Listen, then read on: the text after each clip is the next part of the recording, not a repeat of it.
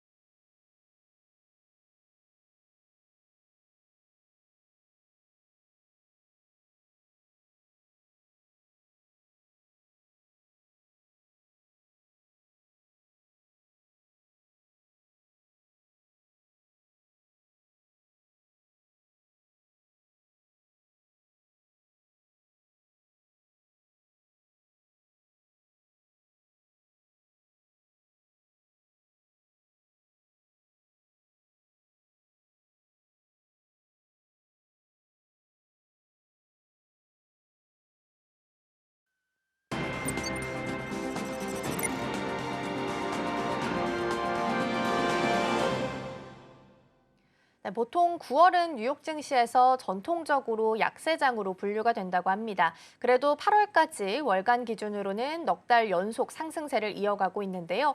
9월 달에는 금리 인하에 대한 힌트가 나오고 또 결정이 되는 만큼 더 민감하게 전략들 함께 챙겨보도록 하겠습니다. 오늘 도움 말씀에는 서울경제TV 윤경철 본부장 자리해 주셨습니다. 본부장님 어서 오세요. 네, 안녕하십니까.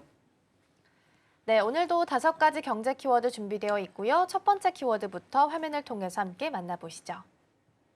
네, 오늘의 첫 번째 키워드입니다. 미국, 삼성, SK, 중국 공장 불허입니다.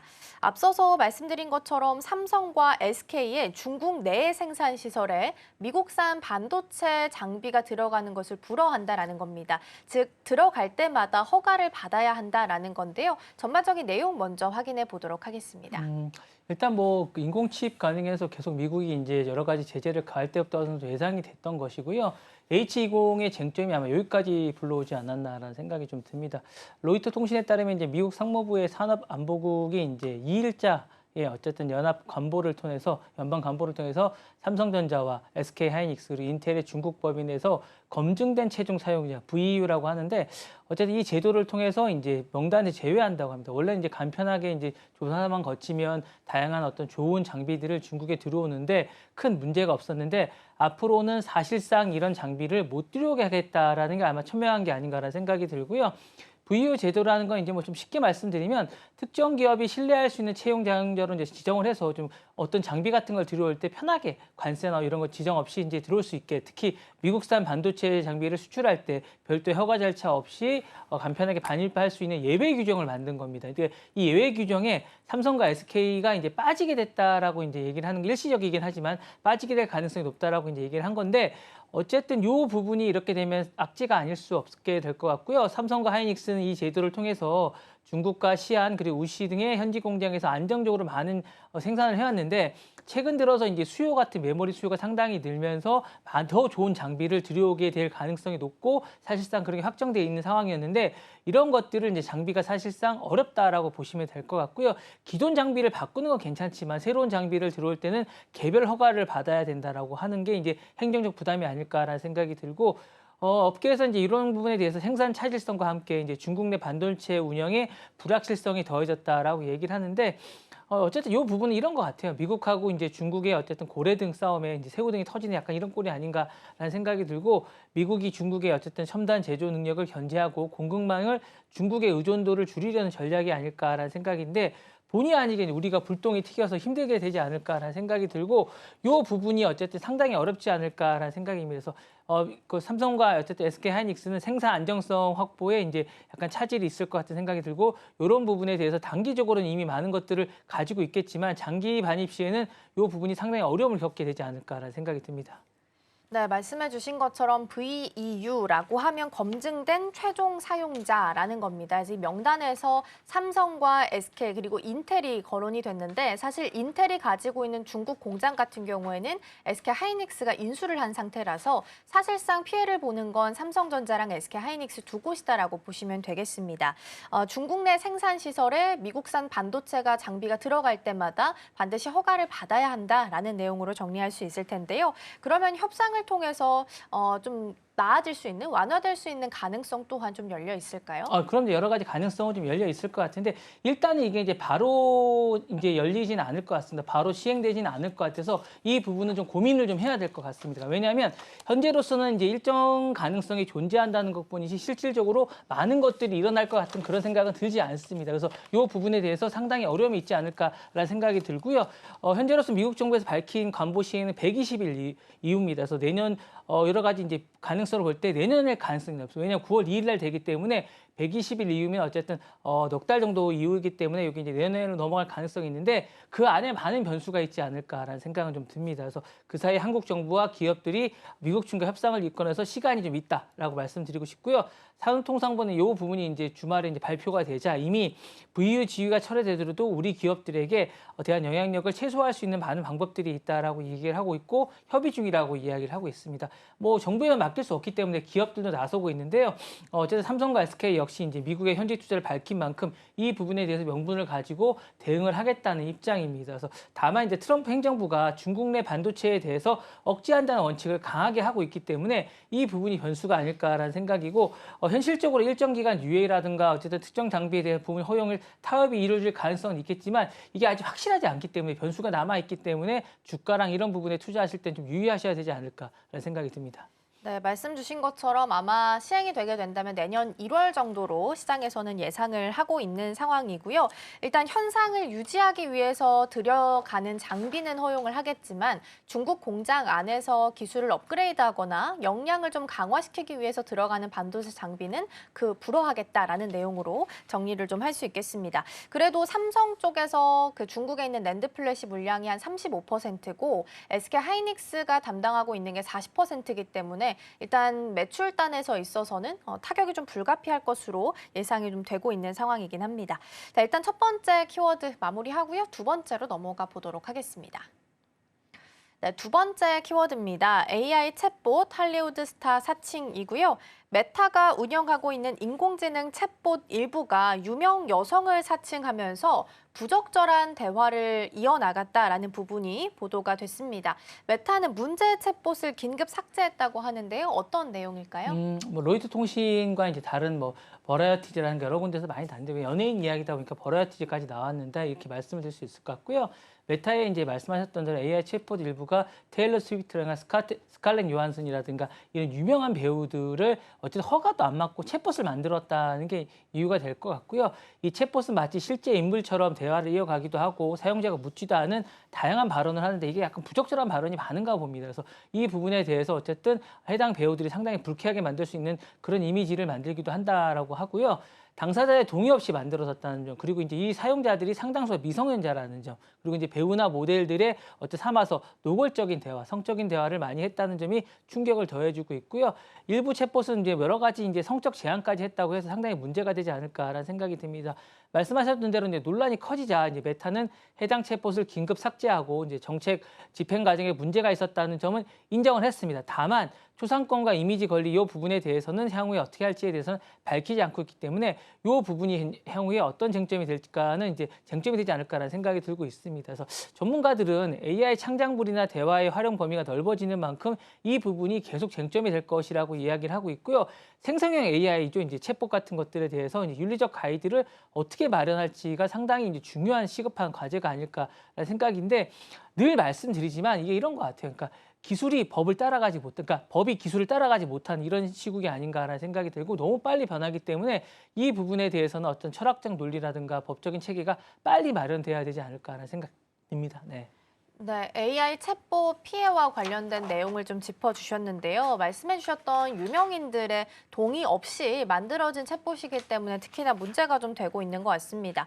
그러면 만약에 동의 없이 이렇게 챗봇이 만들어지고 이런 사태가 불거지게 된다면 이걸 법적으로 막을 수 있는 방법은 따로 없는 걸까요? 법적 단순 해프이 아니라 말씀하셨던 법적 쟁점이 명확한 사안이라고 전문가들은 말하고 있습니다. 미국에서는 이런 부분에 대해서 퍼블리시티, 즉 유명인의 이름을 상업적으로 사용하지 못하는 것들이 존재가 하고 있고요. 특히 캘리포니아주, 할리우드가 있는 캘리포니아주는 관련법이 강력한 지역입니다. 왜냐하면 배우들이 많기 때문에 그런데요. 테일러 스위프트, 스칼렛 요한슨들은 소송을 제기할 경우 이 부분의 민사 책임을 충분히 물을 수 있다라고 이야기하고 있습니다. 그래서 현재 이제 스칼렛 요한슨 이미 과거에도 자신이 AI 협상이나 이런 것들이 모방한 케이스가 많기 때문에 너무 유명해서 이런 부분에 법적을 대응한 바 있기 때문에 이 부분도 아마 좀 쟁점이 되거나 여러 가지 후속 조치가 있지 않을까라는 생각이 듭니다. 이번 사안도 이제 강력한 소송이나 플랫폼 퇴출 요구로 이어질 가능성이 있는 만큼 약간 쟁점이 될 가능성이 있고요. 좀 지켜봐야 될 것 같은 그런 생각도 있습니다. 테일러 스위프트 마찬가지고요. 초상권이나 사생활 문제로 적극적으로 대응한 인물입니다. 약간 이런 부분에서 약간 혁신적인 의미라고 할 수 있을 것 같은데 법적 조치나 공개 입장을 조만간 나오지 않을까라는 생각이 들어서 이 부분은 향후에도 계속 불씨가 남아 있을 것 같은 그런 생각이 듭니다. 네, AI 챗봇 피해와 관련된 내용 먼저 살펴봤고요. 이어서 세 번째 키워드 넘어가 보도록 하겠습니다. 네, 오늘의 세 번째 키워드입니다. 머스크 또 오픈 AI 고소입니다. 머스크의 xAI가 자사의 AI 챗봇이죠. 이 그룹과 관련된 영업 비밀을 훔쳐서 경쟁사인 오픈 AI로 갔다면서 전직 엔지니어를 상대로 해서 소송을 제기했다고 합니다. 어떤 내용인지 먼저 살펴볼까요? 전직 엔지니어라고 하면 이제 그룹의 전직 엔지니어겠죠. 이 전직 엔지니어가 이제 어쨌든 반출해서 오픈AI로 갔다고 합니다. 이게 뭐 어느 정도 가져갔는지 이 부분에 대해서 이제 쟁점이 될 것 같고 이 엔지니어 챗봇 그릇의 이제 학습 데이터와 알고리즘 개발에 깊숙하게 관여했다고 하는 거니까 제가 보기에는 이 유명한 이 친구가 제가 볼 땐 이 셰첸이라는 사람입니다. 이 사람이 어쨌든 퇴사 직전에 외부 기기의 파일을 복사한 정황이 드러났다라고 이야기하고 있고요. 면담 과정에서 일부를 인정했다라고 합니다. 어디까지가 진실인지는 아직까지 밝혀지지 않고 있습니다. XAI 쪽의 이제 주장인데요. XAI 측은 이 기술이 이제 자사의 핵심 경쟁력이라고 이야기를 하고 있고 막대한 금전적 손해가 있기 때문에 어쨌든 고소하겠다라고 이야기를 하고 있습니다. 근데 문제는 머스크가 계속 오픈AI를 괴롭히고 있다는 점이죠. 그래서 이 부분이 좀 문제가 될 것 같은데 어쨌든 법원 금지 명령을 요구하고 있고 XAI 쪽은 그러기 상상력과 창의력 면에서 챗GPT보다 우리가 더 앞서고 있다라고 주장하고 있습니다. 약간 이 부분은 뭐 믿기 약간 좀 그렇긴 하지만 어쨌든 유출 의혹은 미래의 전략에도 직결된 사안이라고 이야기를 하고 있습니다. 그래서 이번 사건은 단순한 오픈AI가 피고론에 지목하지는 않았지만 갈등이 계속되고 있는 게 아닌가라는 얘기를 하고 있고 과거에도 마찬가지로 뭐 비영리에서 영리로 문제하는 부분에서 문제를 삼았고 최근에는 애플이란가 오픈AI를 또 문제 삼지 않았습니까? 이런 부분에 어쨌든 연장소송이 아닐까라는 생각이 하고 있는데요. 전문가들은 이번 소송이 AI 업계 이제 인물에 대한 어쨌든 전쟁이라든가 이 부분으로 시작해서 두 사람의 구원관계가 계속 이어지고 있는 게 아닌가라고 이제 바라보고 있습니다.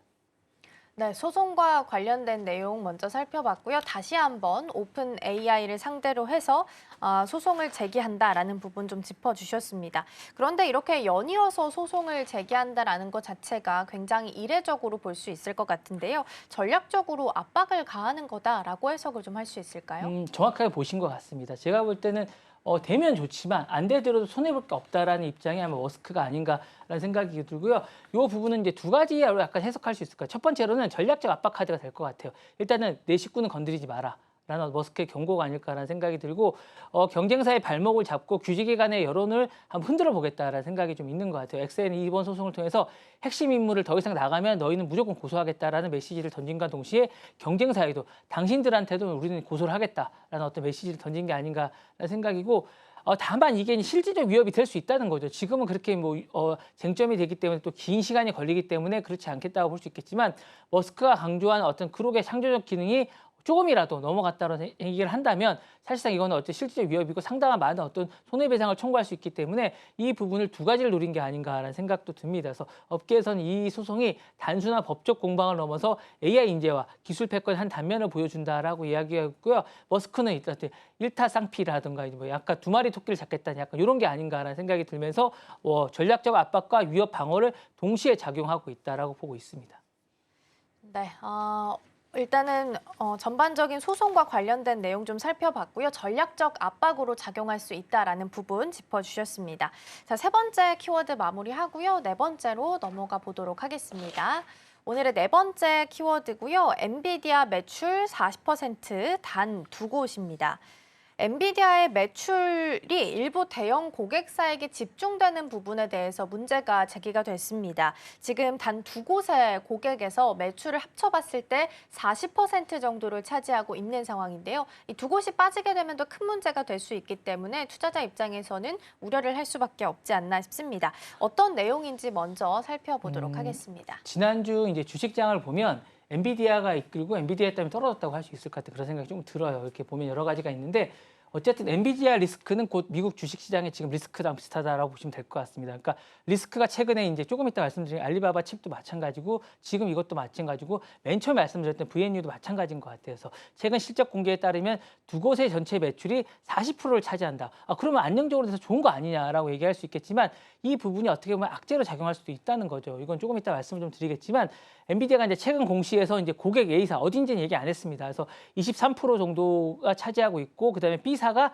16% 정도 차지하고 있다라고 얘기하는데 A사는 지난해 14% 정도 차지했던 기업입니다. 그리고 이제 B사 같은 경우 지난해 11% 차지했기 때문에 이 두 고객사가 상당히 많이 늘었다고 보시면 될 것 같고 어차피 지난해에는 어쨌든 25% 정도 차지했었는데 이 부분이 39%까지 늘었다는 거죠. 그래서 상당히 잘하는 거라고 하고 있고 엔비디아 전체 매출의 어쨌든 88%가 데이터 부분에 발생하고 있는데 이 부분에 한 40% 가까이가 여기서 나오고 있기 때문에 상당히 리스크가 있다라고 하지 않을까라는 생각이 들고요. 엔비디아는 이 부분에 절대 강자를 누리고 있지만 이런 부분이 향후 성장 모멘트의 그림자가 될 수 있다라는 우려가 나오고 있다라고 말씀드리고 싶습니다.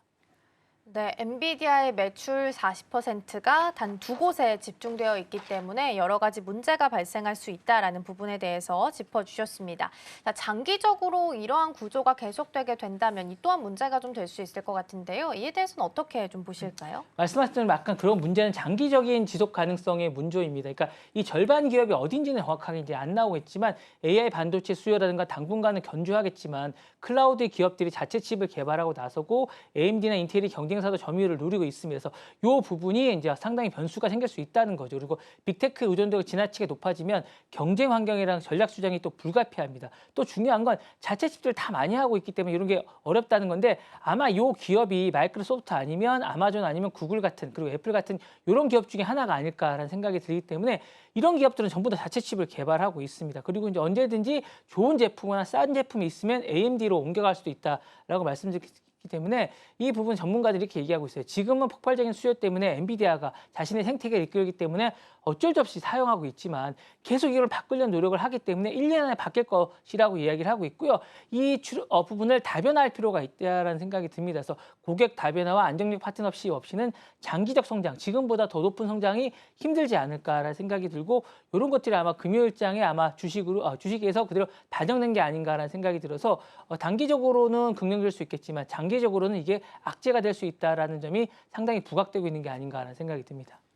네, 엔비디아 재무 보고서 내용을 좀 보더라도 일부 고객들이 우리 매출에 있어서 절대적인 기여를 했다라는 코멘트가 있기도 했습니다. 그리고 이러한 추세가 당분간 지속될 것 같다라고 이야기를 했기 때문에 장기적까지는 아니더라도 일단 당분간은 유지가 될 가능성이 높다라는 부분 짚어주셨습니다. 자, 이렇게 해서 네 번째 키워드까지 살펴봤고요. 마지막 키워드 함께 만나보시죠. 네, 오늘의 마지막 키워드입니다. 중국 자체 AI 칩 개발입니다. 지난 설 연휴를 기억을 하실 텐데 그때 이제 딥시크 쇼크가 있었던 상황이었습니다. 그리고 이번에는 알리바바가 자체적으로 AI 칩을 만들고 테스트하고 있다라는 내용이 보도가 되면서 엔비디아를 필두로 해서 급락세를 면치 못했습니다. 다만 딥시크 정도까지는 아니었지만 그래도 다시 한번 위기론이 불거지게 된 건데요. 전반적인 뉴스 먼저 확인해 보도록 하겠습니다. 알리바바가 이제 모델로 삼는 미국 기업은 아마존이라고 보시면 될 것 같아요. 그러니까 중국이 AI 정책에 관해서는 미국을 그대로 베끼려고 노력을 많이 합니다. 왜냐하면 좋은 모델이기 때문에. 사실 알리바바는 알리익스프레스라고 좋은 유통사가 있습니다. 유통기업이 왜 갑자기 이걸 하냐고 보시면 전체 매출의 상당 부분이 이제 클라우드, 알리바바 클라우드가 있습니다. 이 클라우드에서 나오는 것과 마찬가지로 지금 아마존도 마찬가지 AWS라는 클라우드 사업에서 나오는 것이기 때문에 알리바바가 이 모델을 그대로 따라가겠다는 생각이 들기 때문에 이렇게 하는 게 아닌가라는 생각이 들고 아마존과 마찬가지로 알리바바도 엔비디아에 대한 의존도를 커지고 있는 상황에서 이를 타개하기 위해서 최근에 신형 AI 추론 칩입니다. 그래서 사실상 AI 칩이고요. 추론이 가능한 칩인데 이게 어쨌든 딥시크라든가 이런 데 사용이 가능하다는 거죠. H20을 대체할 만한 칩을 사실상 개발했다라고 이제 발표를 했는데 실질적으로 어느 정도 개발했는지 잘 모르겠습니다. 왜냐하면 하웨이도 그전까지 계속 AI에 관련된 걸 개발했다고 하지만 실질적으로 계속 H20을 수입하고 있는 이런 상황이거든요. 그러니까 이런 부분은 좀 지켜봐야겠다는 생각은 했지만 어쨌든 이 자체가 충격을 준 건 사실인 것 같아요. 지난주 금요일 날 장이 상당히 흔들렸습니다. 그래서 사실 알파벳 빼고는 다 떨어졌다고 보시면 될 것 같은데 중국 내 어쨌든 제조사들이 신기술 개발 칩이라는 게 특징이 있는 것 같고 알리바바가 TSMC를 통해서 생산했던 것과 다르게 자체적으로 하고 있다는 게 상당한 의미가 있을 것 같은 생각이고요. AI 칩은 사실 AI 훈련 모델이 아니라 이미 모델에 대한 추론이 수행하고 있다는 게 최적화됐다는 게 약간 의미가 있을 것 같습니다. 단순히 낮은 단계가 아니라 약간 고차원적이라고 이제 설명에 따르면 그렇다는 거죠. 그래서 이 부분이 그런 거고요. 기능적인 측면에서는 알리바바 제품이 한층 향상됐다라고 말씀드리고 싶고 실제로 알리바바는 클라우드 수입이 상당히 많이 늘었어요. 그래서 4월부터 6월 매출이 26% 상승을 했고 회사 측도 AI와 클라우드 인프라를 3년간 500억 달러 정도 투입하겠다고 이야기했기 때문에 이 부분은 상당히 이제 실질적으로 이게 드러날 경우 실질적으로 실체가 더 드러난다면 상당한 파급효과 주식시장이 더 충격을 받을 가능성이 있기 때문에 좀 지켜봐야겠지만 투자 부분에서는 AI 쪽에 관련해서는 조금 속도 조절하실 필요가 있지 않을까라는 생각이 듭니다.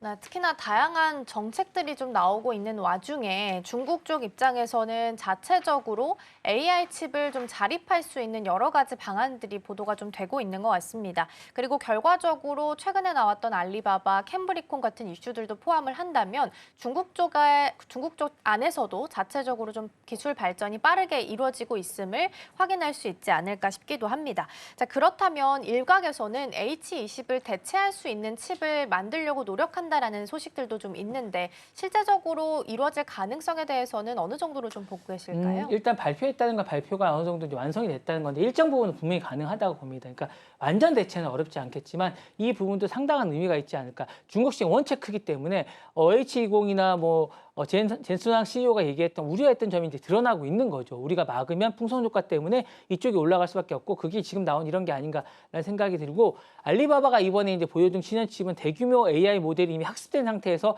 실제 서비스가 가능하기 때문에 이런 걸 대체하지 않을까라는 생각이 들고 중국 내 클라우드 서비스라든가 애플리케이션 환경에서는 엔비디아 제품은 제한적이고 대체할 수 있다는 여지가 충분히 있습니다. 다만 이 부분에 트레이닝 분야죠. 이제 자신이 업그레이드 할 수 있는 훈련용 트레이닝 분야는 약간 상황이 다릅니다. 초고대 모델을 학습시키기 위해서는 고성능 GPU와 방대한 어떤 소프트웨어가 필요한데 이 부분을 아마 가능할까라는 건 의문시를 많이 하고 있습니다. 그래서 엔비디아의 쿠다 플랫폼이라든가 소프트웨어 생태계는 수십 년간 쌓아온 자산이기 때문에 이거를 뭐 사실상 빼간다고 해도 빼갈 수 없을 뿐만 아니라 중국이 단기간에 따라잡기는 너무나 힘들다는 게 어쨌든 업계의 공통된 의견입니다. 그래서 일각에는 출원용 칩은 사실상 10년 이상 걸리지 않을까라는 생각이 들고 미국에서도 수출 규제 대신에 이 GPU에 접근이 어려운 환경에서 이런 것들을 하고 있는 게 아닌가라는 생각이 들고 그리고 지금 미국이 많은 방해를 하고 있습니다. 그래서 이런 부분이 따라잡기에는 상당한 시간이 걸릴 것이라고 얘기를 하고 있고요.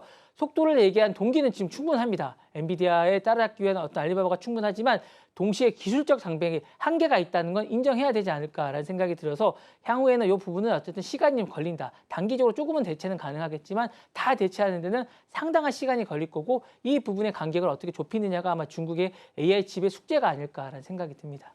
네, 딥시크 또한 화웨이 칩을 사용한다라는 이야기가 나오면서 자립에 대한 속도가 좀 높아지고 있는 상황이긴 합니다. 알리바바가 자체적으로 AI 칩을 만들고 클라우드 데이터 센터에 적용하는 테스터에 들어갔다라는 소식이 좀 보도가 되면서 알리바바 쇼크에 대한 이야기가 다시 한번 좀 나오고 있는 상황이고요. 이번에 나오게 되는 새 칩이 엔비디아가 가지고 있는 그 쿠다 플랫폼과 호환성이 꽤 높은 것으로 알려져 있습니다. 그래서 기존 코드를 거의 손보지 않고 도 적용이 좀 가능하다라는 부분이 특징으로 작용될 수 있겠고요. 설계부터 생산까지 중국 내에서 이루어질 수 있는 부분이기 때문에 기술에 있어서도 자립, 독립에 대한 부분이 확실시 될 수 있지 않을까 싶습니다.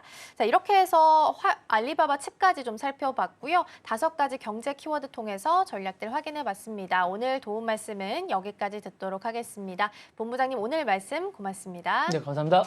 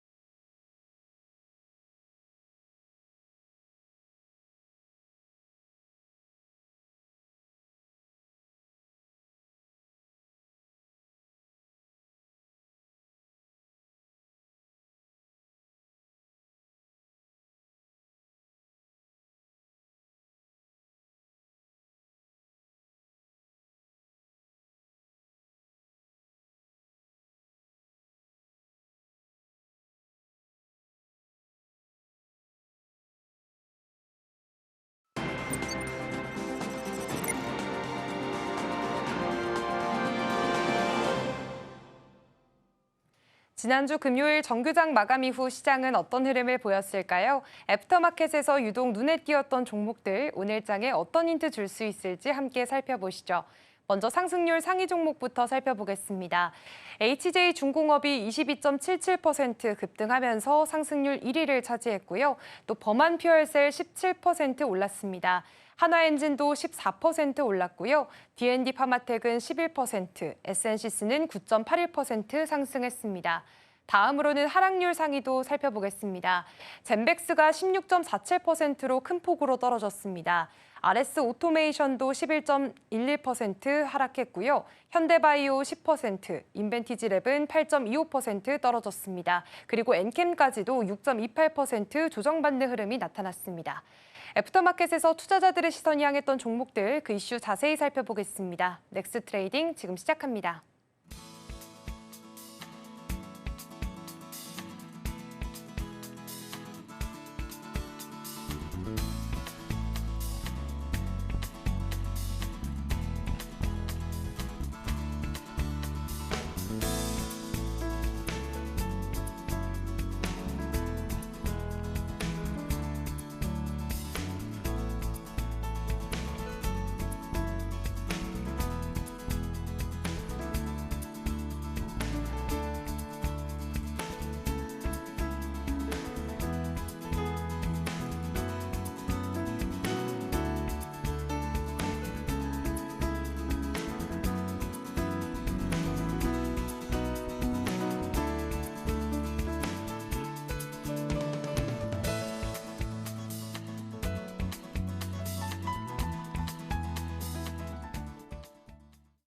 네, 계속해서 넥스트 트레이딩으로 이어가 보도록 하겠습니다. 오늘 첫 번째 종목 한화엔진입니다.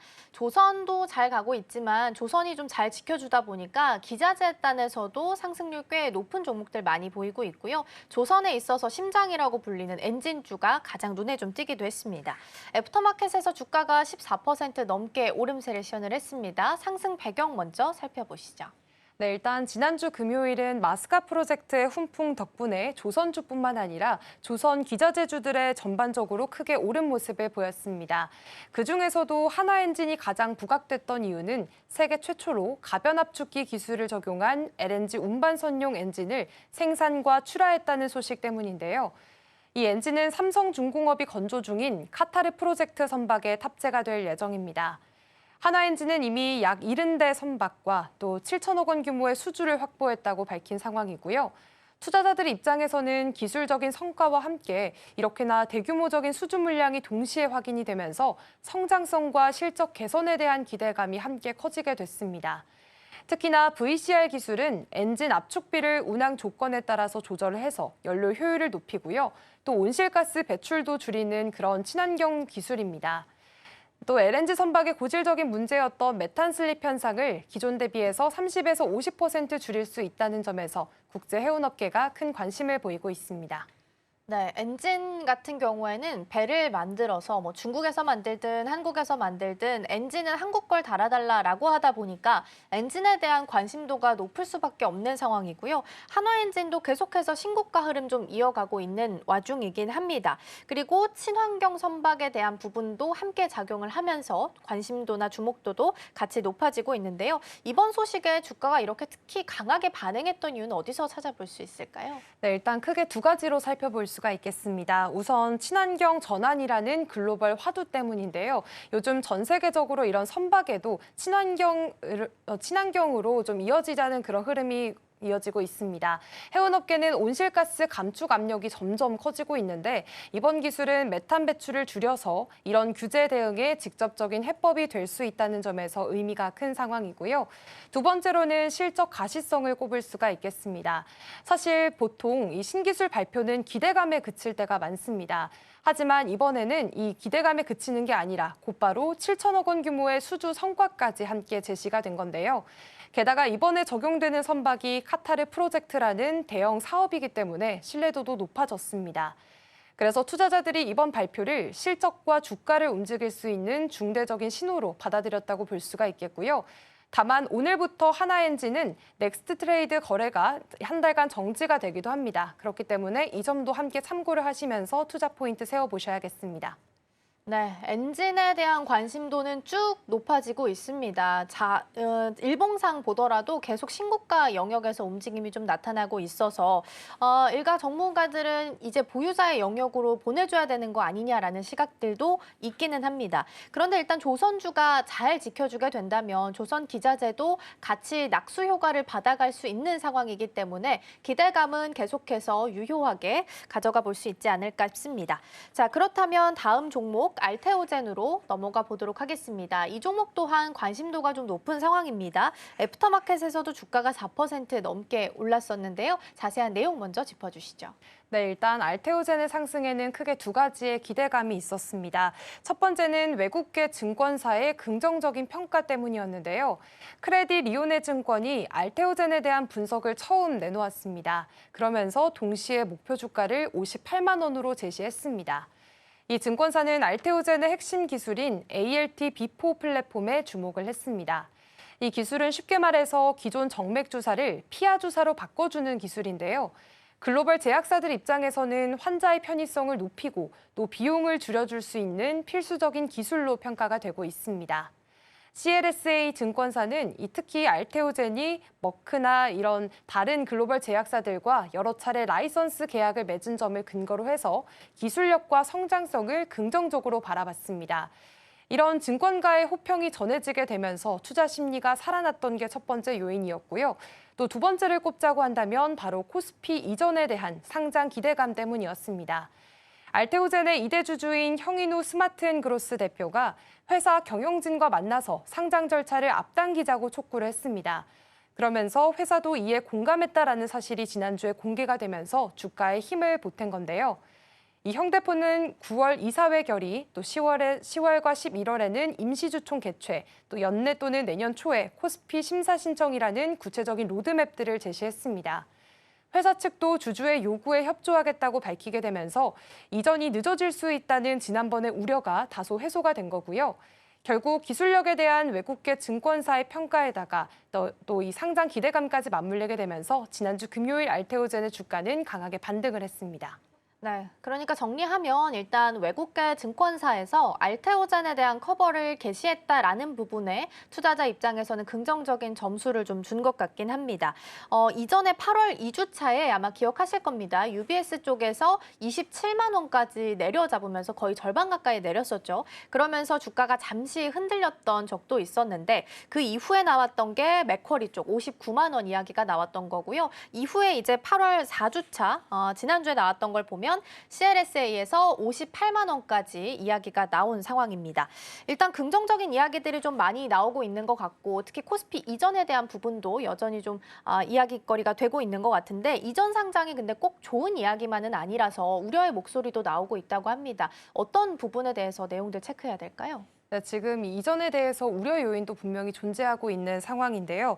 무엇보다 이전 상장 일정의 불확실성이 가장 큰 상황입니다. 최근 주주와 경영진이 빠른 추진에 공감을 했다고는 하지만 실제로 코스피 이전을 위해서는 내부 통제 강화나 또 상장 요건 충족 같은 절차들이 좀 필요합니다.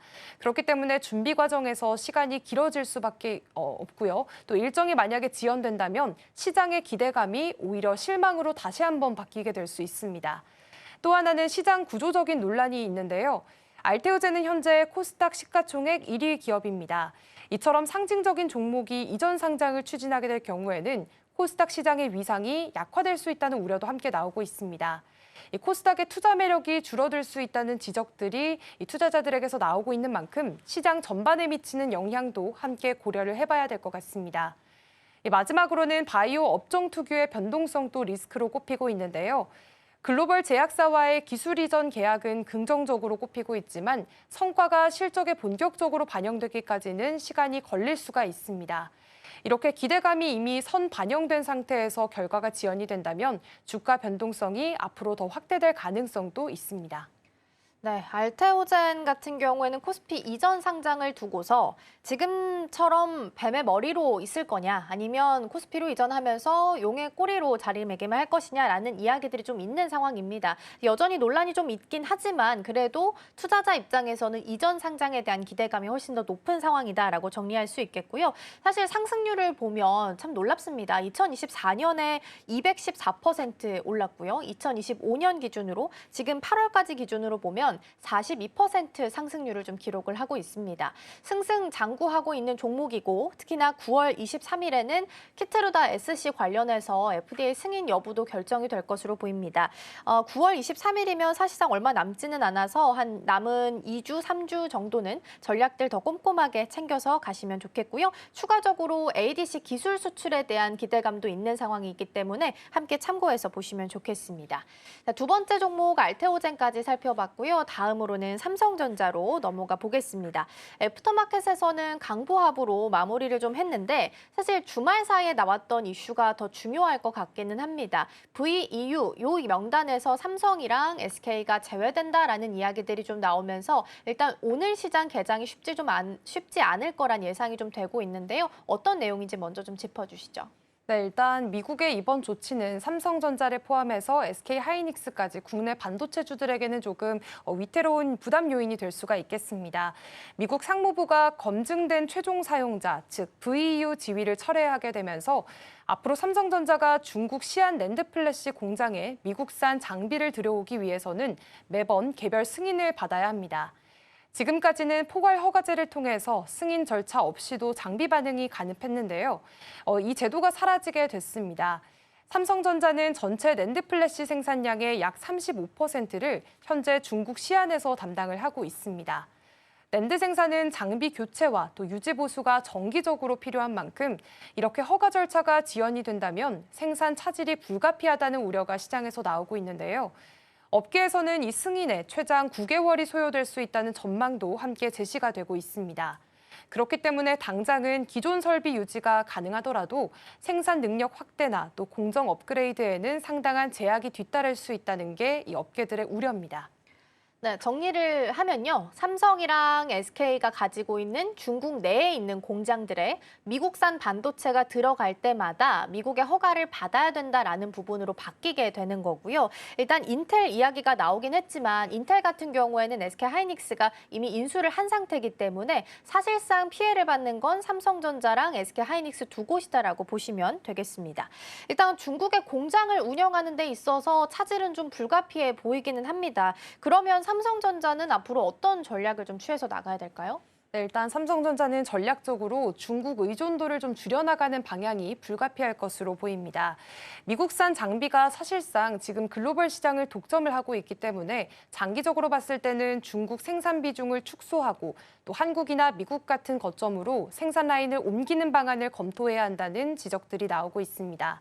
다만 단기적으로 봤을 때는 아직까지는 큰 충격보다는 현상 유지가 가능하다는 점이 시장에 안도감을 줬는데요. 미국도 중국 공장을 완전 가동 중단해라라고까지는 허용을 하지 않고 있고요. 기존 생산 라인 유지 목적의 장비 반입은 승인을 한다는 입장을 보이고 있습니다. 그렇기 때문에 실적 전망만 놓고 봤을 때 3분기와 4분기 삼성전자는 여전히 HBM과 또 AI 수요 확대 수혜를 받을 것으로 예상이 되고 있습니다. 특히나 엔비디아가 차세대 AI 가속기 블랙엘과 루빈을 잇따라 발표를 하게 되면서 HBM 수요가 계속해서 늘고 있습니다.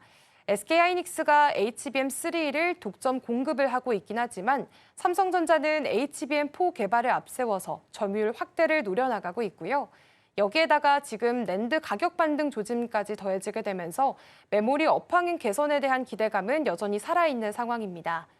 결국 이번 규제는 중장기 리스크로 인식이 되고 있긴 하지만 그래도 단기적인 실적은 AI 특수화, 메모리 가격 회복이 버팀목 역할을 하게 되면서 뚜렷한 개선 흐름을 하반기에는 이어갈 가능성이 크다고 볼 수가 있겠습니다. 네, 말씀해 주신 것처럼 만약에 시행이 되게 된다면 내년 1월 정도부터는 별도의 허가가 좀 필요할 것으로 예상이 좀 되고 있는 상황이고요. 지금 현상을 유지하기 위해서 들어가는 장비에 대해서는 오케이. 그런데 역량을 좀 개선시키고 더 업그레이드 시키기 위해서 장비를 반입하는 건 허가하지 않겠다. 별도의 허가를 좀 받아라라는 내용으로 정리를 좀 할 수 있겠습니다. 일단 문제는 삼성전자가 2010년 이후에 지금까지 한 30조 원 투자를 했고요. SK 하이닉스가 20조 원 정도 투자를 한 상태이기 때문에 총 따져보면 50조 원이 이미 중국 공장에 들어가 있는 상태입니다. 그래서 별도의 허가가 좀 필요하고 만약에 반입이 불가하게 된다면 매출단에 있어서도 타격이 좀 불가피하겠다라는 부분은 좀 염두하셔야 될 것 같고요. 삼성전자는 지금 넥스트 트레이드 기준으로 1.7% 정도 하락하는 흐름 나타나고 있고요. SK 하이닉스가 더 큰 폭으로 밀려납니다. 3.7% 정도 하락하고 있습니다. 특히나 미국 시장에서 지난주에 알리바바 자체 AI 칩 관련한 이슈까지 있는 상황이다 보니까 미국 시장에서 있었던 기술주의 급락의 영향도 피하지는 못하는 모습이고요. 오늘 잘 지켜줬던 SK 하이닉스의 26만 원 선은 좀 깨지면서 프리마켓에서는 지금 현재 25만 9천 원 선, 삼성전자도 7만 전자를 깨면서 6만 8,500원 선에서 가격 움직임 나타나고 있다는 부분도 함께 챙겨드리겠습니다. 자, 그럼 이어서 하락한 종목들도 하나씩 살펴볼 거고요. 카카오 먼저 보겠습니다. 검찰이 김범수 창업자에게 지금 징역 15년을 구형했다라는 소식이 전해지게 되면서 주가도 크게 흔들림을 좀 보였습니다. 구체적인 내용부터 먼저 좀 점검해 주시죠. 네, 일단 이번에 카카오 주가가 좀 크게 흔들렸던 부분은 구형 강도가 예상보다 훨씬 높았기 때문입니다. 김범수 카카오 창업자가 지난해 SM 엔터테인먼트 인수 과정에서 주가를 인위적으로 끌어올리면서 이 하이브의 공개 매수를 방해했다는 혐의를 받고 있는데요. 검찰은 이것을 자본시장법 위반으로 봤습니다. 그러면서 김범수 창업자에게 징역 15년과 벌금 5억 원을 구형한 상태입니다. 자본시장법 위반 가운데서는 최고 형량에 해당하고요. 시장에서는 정권 차원의 본보기라는 해석까지 나온 상황입니다. 그렇다 보니까 그룹 전반에 대한 불확실성이 커지면서 투자 심리가 함께 위축이 됐습니다. 또 법인 자체에도 벌금형이 구형이 됐습니다. 카카오와 카카오 엔터테인먼트가 각각 벌금 5억 원을 받았는데요. 이렇게 된다면 카카오뱅크 대주주 적격성 논란까지 이어질 수 있다는 얘기가 함께 나왔습니다. 결국 여러 악재가 겹치게 되면서 정규장에 이어서 애프터마켓에서도 주가가 큰 폭으로 떨어졌습니다.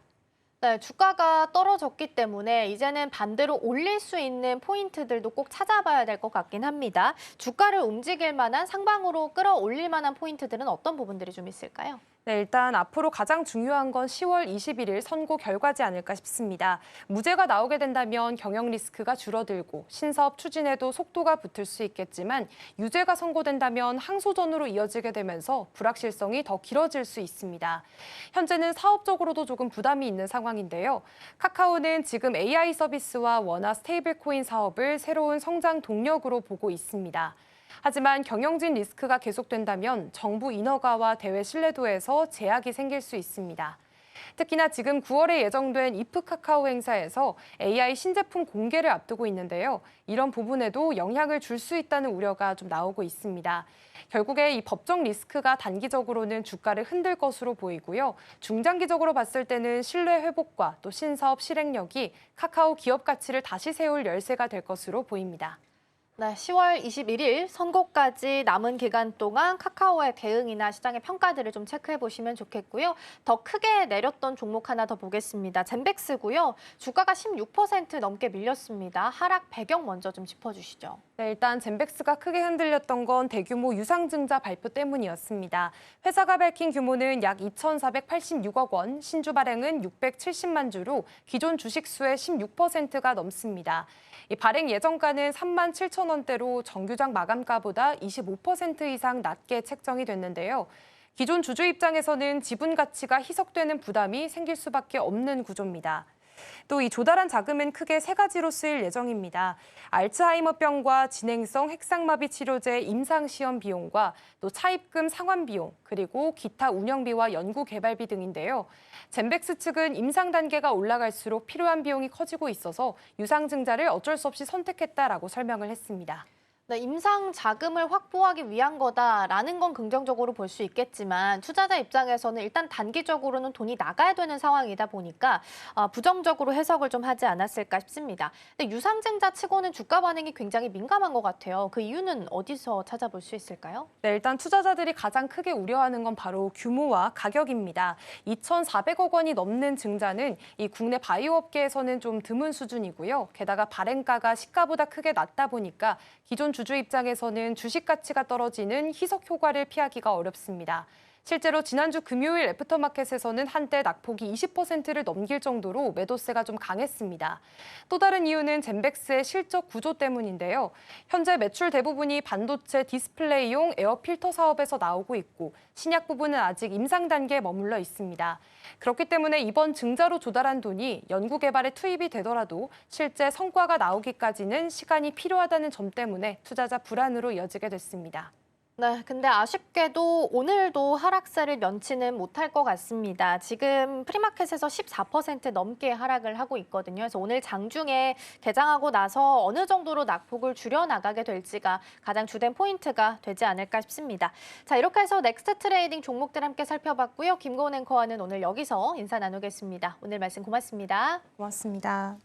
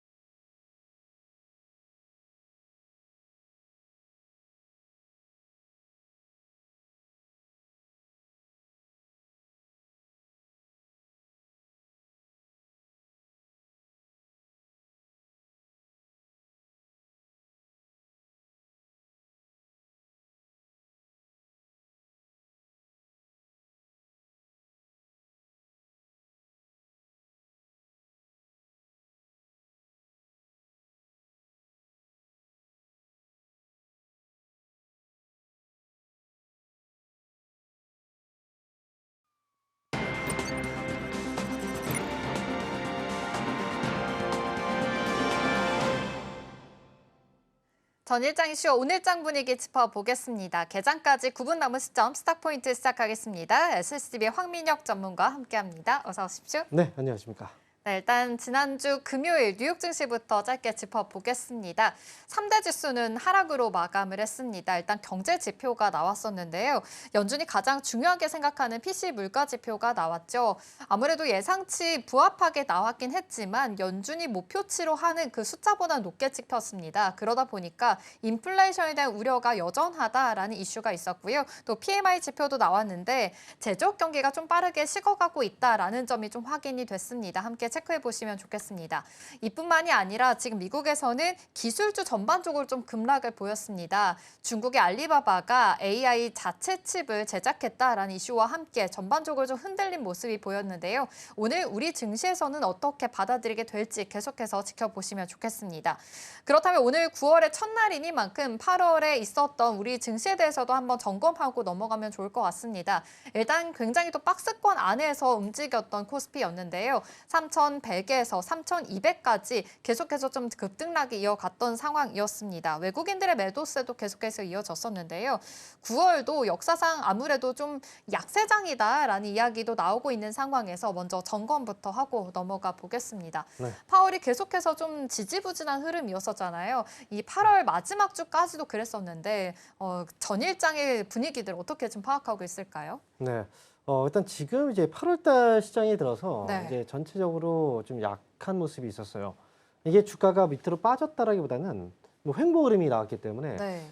하지만 주가가 횡보 흐름을 했어도 전체적인 종목들은 이제 빠졌죠. 하락이 나오고 그리고 이제 특히나 8월달 시장에 가장 중요한 이제 특징이라고 본다면 거래가 상당히 작다는 거예요.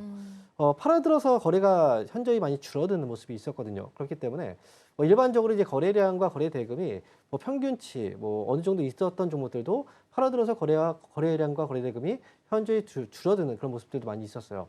그러다 보니까 이제 변동성이 좀 취약하고 이 줄어든 이 거래에 대비했을 때 상대적으로 좀 특정 종목의 자금들이 유입되다 보니까 올라가는 종목들은 또 크게 올라갔지만 대부분의 종목들이 좀 소외당하는 그런 장이 이 8월의 시장이었다라고 이제 보시면 좋을 것 같은데요.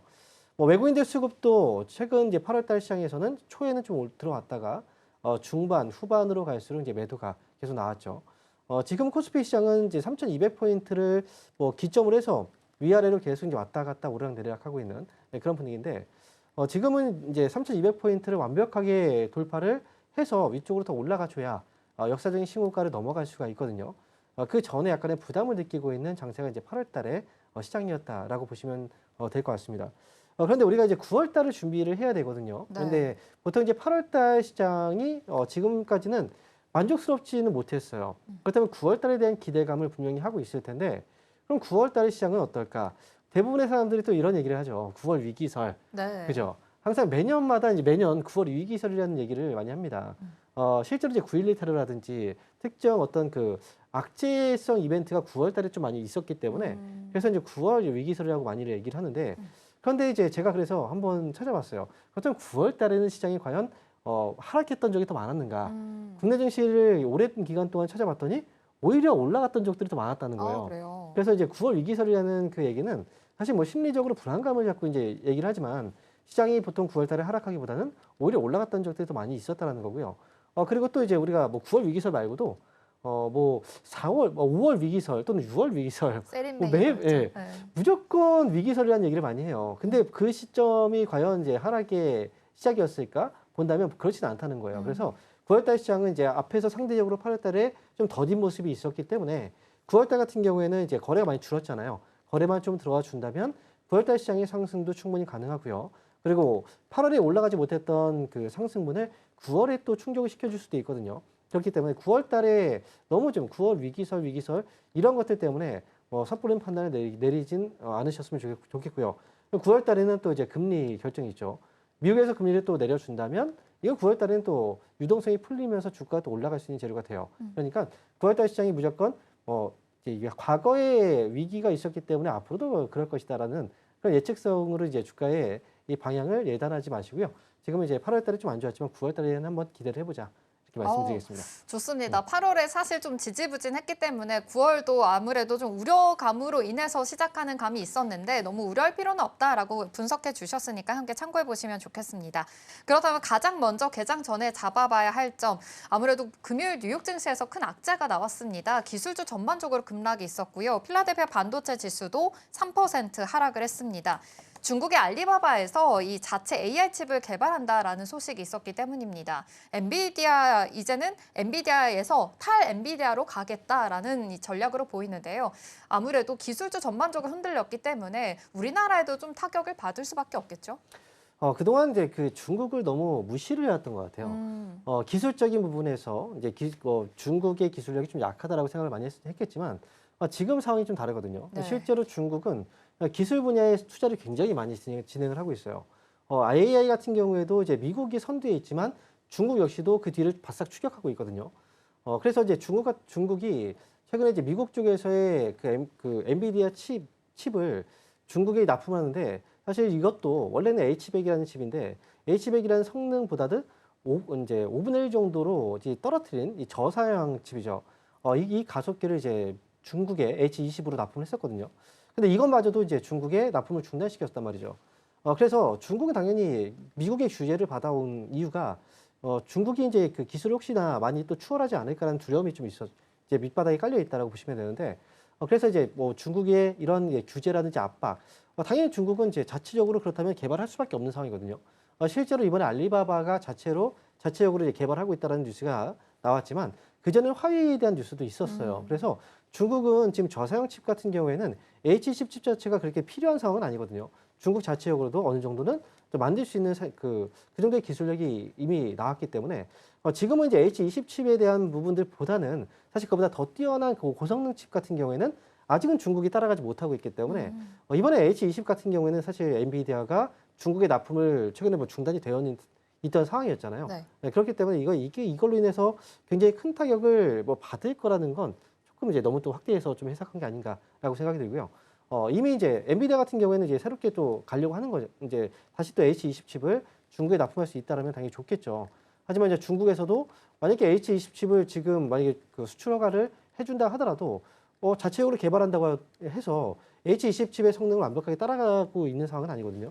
그러니까 어쨌든 뭐 지금 일단 우려감이 있어서 그래서 주가가 빠지긴 했지만 그거는 지금 당장의 어떤 상황보다는 좀 앞으로 나아가면서 만약에 중국이 H20 칩만큼의 성능을 뛰어오른다면 그렇게 된다면 이제 문제가 생길 수 있다는 거고요. 어쨌든 앞으로의 시장에 대한 분위기로 본다면 결국은 SK하이닉스라든지 엔비디아 실적이 좀 감소할 수 있는 그리고 브로드컴 같은 경우에도 역시 실적이 감소할 수 있는 그런 우려감이 있었기 때문에 미국 장에서 지난 금요일 날 주가 하락이 나왔고 관련 종목으로서는 이제 SK하이닉스는 엔비디아 쪽에 그리고 삼성전자 같은 경우에 브로드컴이라든지 AMD 쪽에 또 우리가 HBM을 납품하고 있는 회사이기 때문에 관련 종목으로서는 이제 아침부터 좀 하락이 나올 수 있다. 하지만 이걸로 인해서 전반적인 AI 쪽에서의 판도가 바뀌는 건 아니기 때문에 일시적인 하락 이후에 다시 또 자리를 잡고 올라갈 수 있습니다. 그래서 뭐 단발성 어떤 악재라고 저는 이제 말씀을 드리고 싶고요. 그래서 그에 대해서 이제 아침에 너무 섣불리 매도를 하지 말자 이렇게 말씀드리겠습니다.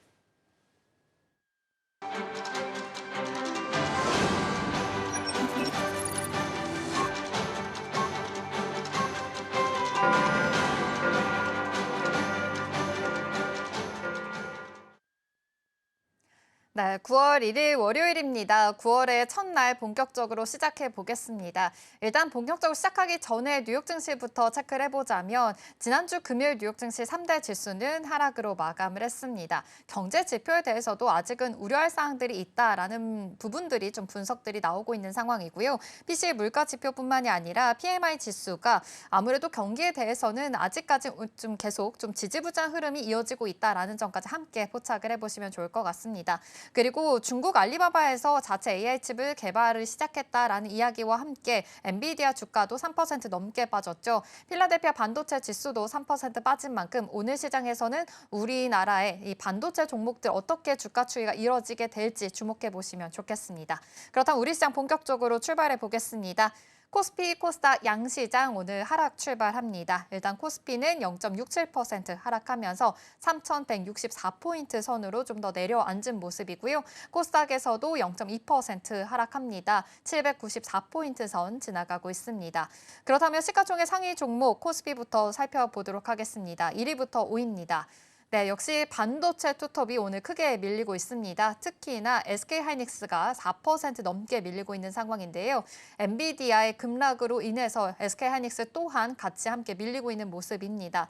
과연 어떻게 주가 추이가 이어지게 될지 잠시 후에 자세한 전략들도 세워보도록 하겠습니다. LG 에너지솔루션도 0.85% 하락하고 있습니다. 테슬라에 대해서 유럽 판매량이 좀 부진했다라는 소식도 있었고요. 아직까지 2차 전지 관련해서는 좀 고평가에 대한 논란도 같이 이어지고 있는 것으로 보입니다. 함께 체크해 보시면 좋겠습니다. 방산주 하나 에어로스페이스가 오늘은 좀 반등을 해주고 있는 모습입니다. 2.83% 반등하면서 시가총액 5위로 지금 올라와 있는 모습인데요. 함께 체크해 보시면 좋겠습니다. 이 밖에 현대차와 기아차 오늘 빨간불 켜주고 있는 상황이고요. 셀트리온과 하나오션까지도 오늘 빨간불 함께 켜주고 있으니까요. 함께 체크해 보시면 좋겠습니다. 그렇다면 코스닥 시가총액 1위부터 5위 살펴보겠습니다. 오늘 알테오젠이 지난주 금요일에 이어서 오늘도 강세 흐름 이어지고 있습니다. 역시 이 코스피 이전 상장에 대한 이슈 계속해서 탄력을 받고 있는 모습인데요. 알테오젠 4.3% 강세 흐름 보여주고 있고요. 45만 7천 원 선 지나가고 있습니다. 오늘 2차 전지 관련해서는 역시 좀 지지부진한 흐름이 이어지고 있네요. 에코프로 BM 0.17% 빠지고 있고요. 에코프로도 0.4% 하락하는 흐름 이어지고 있습니다. 펩트론이 1.45% 하락하고 있고요. 파마 리서치 또한 1.62% 하락하고 있는데요. 이 밖에 바이오 종목들 삼천당 제약도 0.1% 빠지고 있고 관련해서는 ABL 바이오는 소폭이지만 상승하고 있다는 점까지 함께 체크가 되고 있는 상황입니다. 역시 그래도 지금 코스피 상황에서는 좀 지지부진한 흐름, 반도체 투톱이 크게 밀리고 있으니까요. 함께 체크해 보시면 좋겠는데요. 수급 상황도 아침 상황이지만 따져보자면 지금 코스피가 외국인 역시 매도 우위 연일 계속해서 좀 보이고 있는 모습입니다. 코스닥 시장에서조차도 지금 외국인이 매도이 보이고 있고요. 개인과 기관만이 매수이 보이고 있습니다. 선물 시장에서도 지금 외국인들이 지금 팔자세 보이고 있고 기관에서는 그래도 사들이고 있다는 점까지 함께 체크해 드리겠습니다. 그렇다고 오늘 시장 분위기 지금 아침 상황 점검해 보겠습니다. 전문가님 오늘 아침 상황 역시 반도체 투톱 밀리고 있고요. 지금 전반적으로 역시나 하락하면서 좀 시작을 하고 있는 것 같습니다. 아침 상황 어떻게 좀 파악할 수가 있을까요? 네, 일단 미국 증시 하락이 나왔고요. 네. 그렇기 때문에 이제 국내 증시 같은 경우에도 특히나 그 미국의 기술주가 떨어지고 엔비디아가 떨어졌다는 건 네. 국내 같은 경우는 반도체와 관련 종목들이 시가총액이 크기 때문에 당연히 이제 하락을 주도할 수밖에 없거든요. 그래서 현재 코스피 지수가 1% 정도의 하락이 지금 나오고 있는데 네. 뭐 시초가의 하락 부분으로 본다면 이제 0.6%였지만 하락폭이 조금 더 깊게 나오고 있긴 해요. 그래서 지금 3,200포인트 위쪽으로 올라갔다가 또 떨어지고 또 올라가다 떨어지고 지금 오늘은 하락이 나오긴 했지만 일단 미국장의 어떤 불안감이 이제 초기에 반영이 됐긴 했다고 생각을 하지만 그렇다고 해서 이제 앞에서도 언급을 드렸듯이 이걸로 인해서 뭐 삼성전자라든지 하이닉스, 엔비디아라든지 브로드컴 또 AMD 이런 이제 AI 쪽의 그 미국이나 한국 기업들이 큰 타격을 받을 거라고 생각하지는 않아요. 왜냐하면 중국이 그동안 AI 쪽에 투자를 많이 해왔기 때문에 그래서 어느 정도 중국의 또 화웨이라든지 그런 기업들이 이제 이미 어느 정도의 칩을 개발하고 있다는 소식들도 전해졌었고요. 이거 어느 정도 예고가 됐던 부분이라고 생각을 하거든요. 그래서 일단은 뭐 현재 코스피 지수가 아침에 좀 떨어져서 1% 이상의 낙폭이 나오고 있긴 하지만 이 낙폭이 계속 흘러내리는 낙폭이라기보다는 초반에는 이제 오늘 월요일장이기 때문에 월요일장은 항상 오전장은 좀 부진하게 출발하는 경우들이 많이 있어요. 그리고 나서 바닥을 잡고 다시 또 올라오게 되면 아래쪽으로 또 꼬리가 물리게 되고 만약에 시초가보다 위쪽으로 또 올라가게 된다면 그러면 결국은 또 양봉이 나오게 되거든요. 그러면 단기 하락이 잡히고 있다라고 또 판단을 해볼 수가 있고요. 그래서 아침에 하락했다고 해서 이거 섣불리 판단하면 안 된다라고 이제 앞에서도 얘기했지만 보통 아침에 급락이 나오고 나서 매도를 해버리면 그때 단기 저점이 나오고 또 올라가는 경우들이 많이 있습니다. 제가 볼 때 IT 업종은 이제 불안감으로 인해서 떨어지긴 하지만 이게 실제로 뭔가 국내라든지 미국 기업에 실제 타격을 지금 준 건 아니기 때문에 그래서 삼성하고 SK 하이닉스의 주가 하락이 전반적으로 시장 분위기를 좀 깔아놓긴 했지만요. 실제로 그렇다면 외국인이나 기관들은 어떻게 대응을 하고 있는지가 되게 중요하거든요. 외국인들이 오늘 코스피 시장에서 400억을 매도하고 있고 기관이 129억을 매도하고 있습니다. 그렇다면 IT 쪽이 지금 매도가 집중될 거라고 예상을 하고 있는데요. 정기전 접종을 보니까 외국인들이 400억을 매도를 하고 있어요. 아침에 400억을 매도하고 있다. 우리가 걱정했던 것보다 주가의 하락보다는 상대적으로 매도 금액이 많지는 않다는 거예요.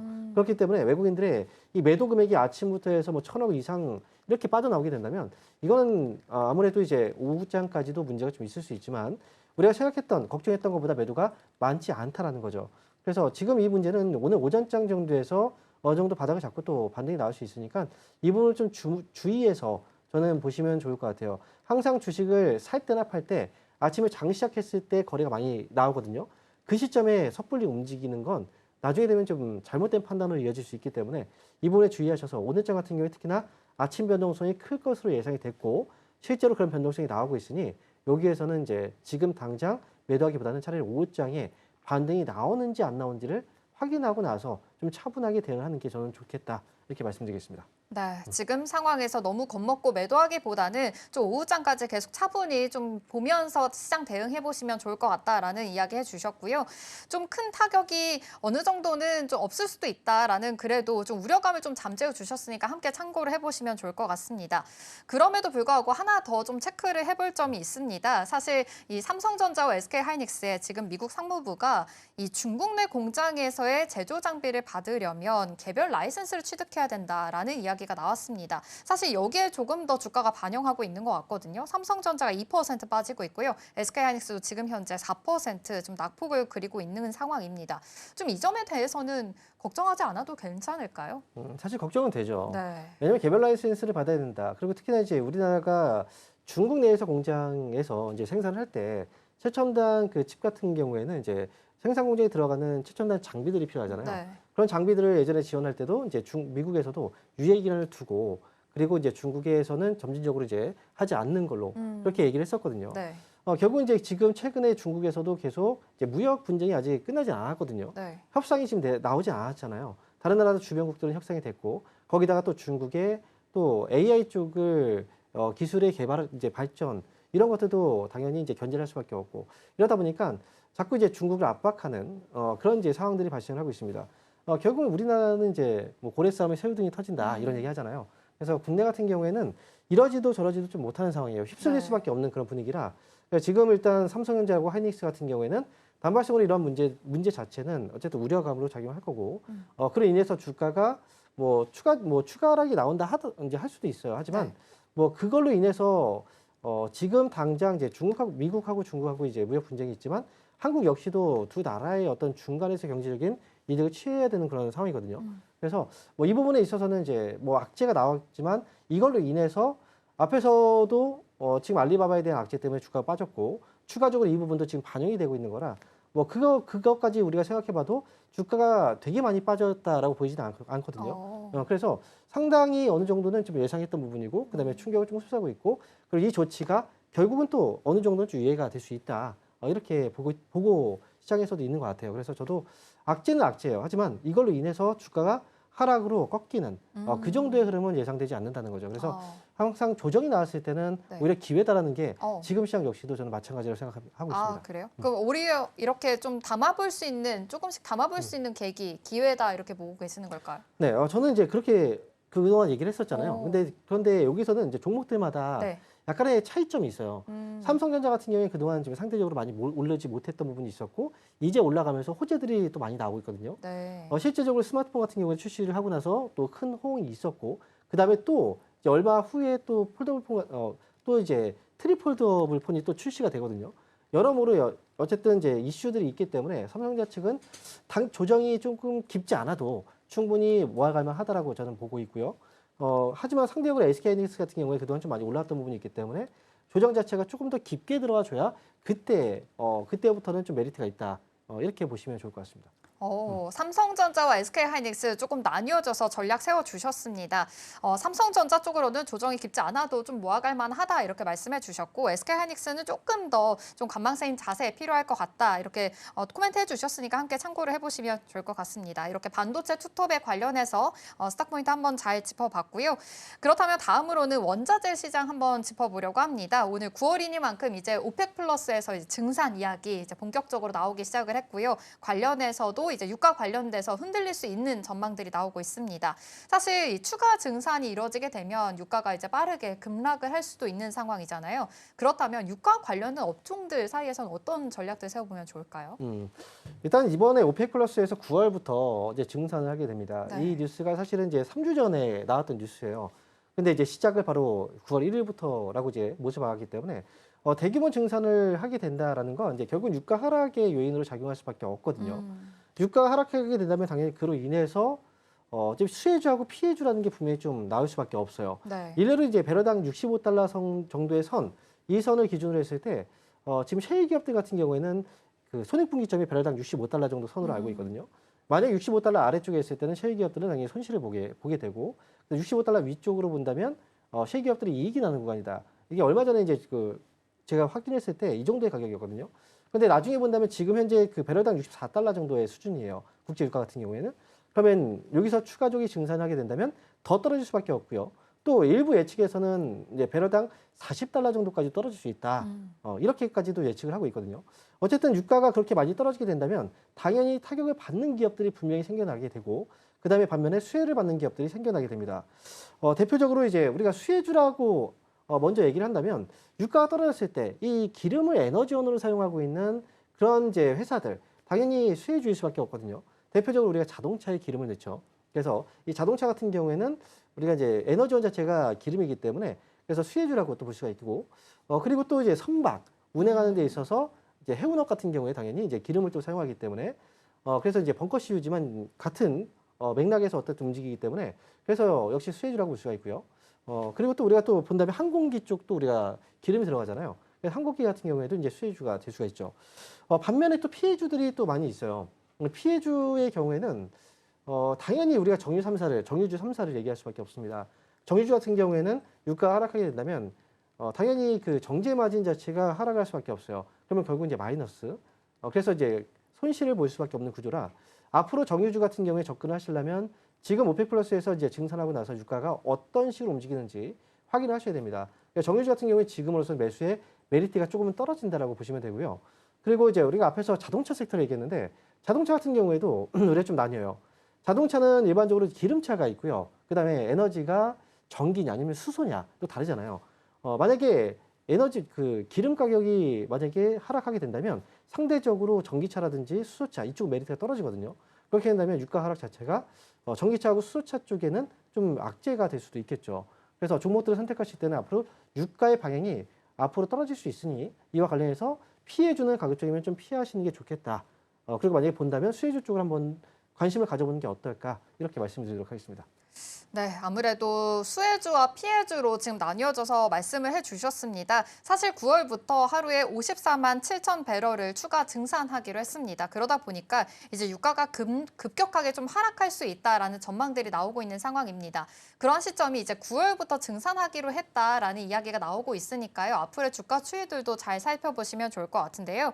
일단 수혜주로 이 자동차뿐만이 아니라 항공, 조선 쪽으로도 말씀을 해주셨고 아무래도 피해주 쪽으로는 좀 유가가 하락을 하다 보니까 정유사 쪽으로 계속 이야기 나온 만큼 이쪽의 투자 포인트는 조금 더 관망세인 자세가 필요할 것이다라고 이야기 나왔습니다.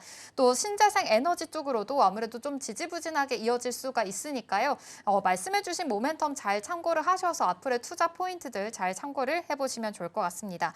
오늘도 9월의 첫 거래일이었습니다. 이번 주 안으로는 또 미국에서는 고용 지표들이 계속해서 또 나올 예정입니다. 이 뉴욕 증시가 어떻게 흔들리냐에 따라서도 우리나라 증시에서도 영향이 미칠 수가 있으니까 이전까지 함께 포착해 보시면 좋겠고요. 오늘 반도체 투톱이 또 흔들린 만큼 오후장 안에서도 어떻게 움직이는지 계속해서 체크해서 투자 포인트들 잘 세워보시면 좋겠습니다. 스탁 포인트는 여기서 마무리하도록 할게요. SCTV 황민혁 전문가와 함께했습니다. 고맙습니다. 네, 감사합니다.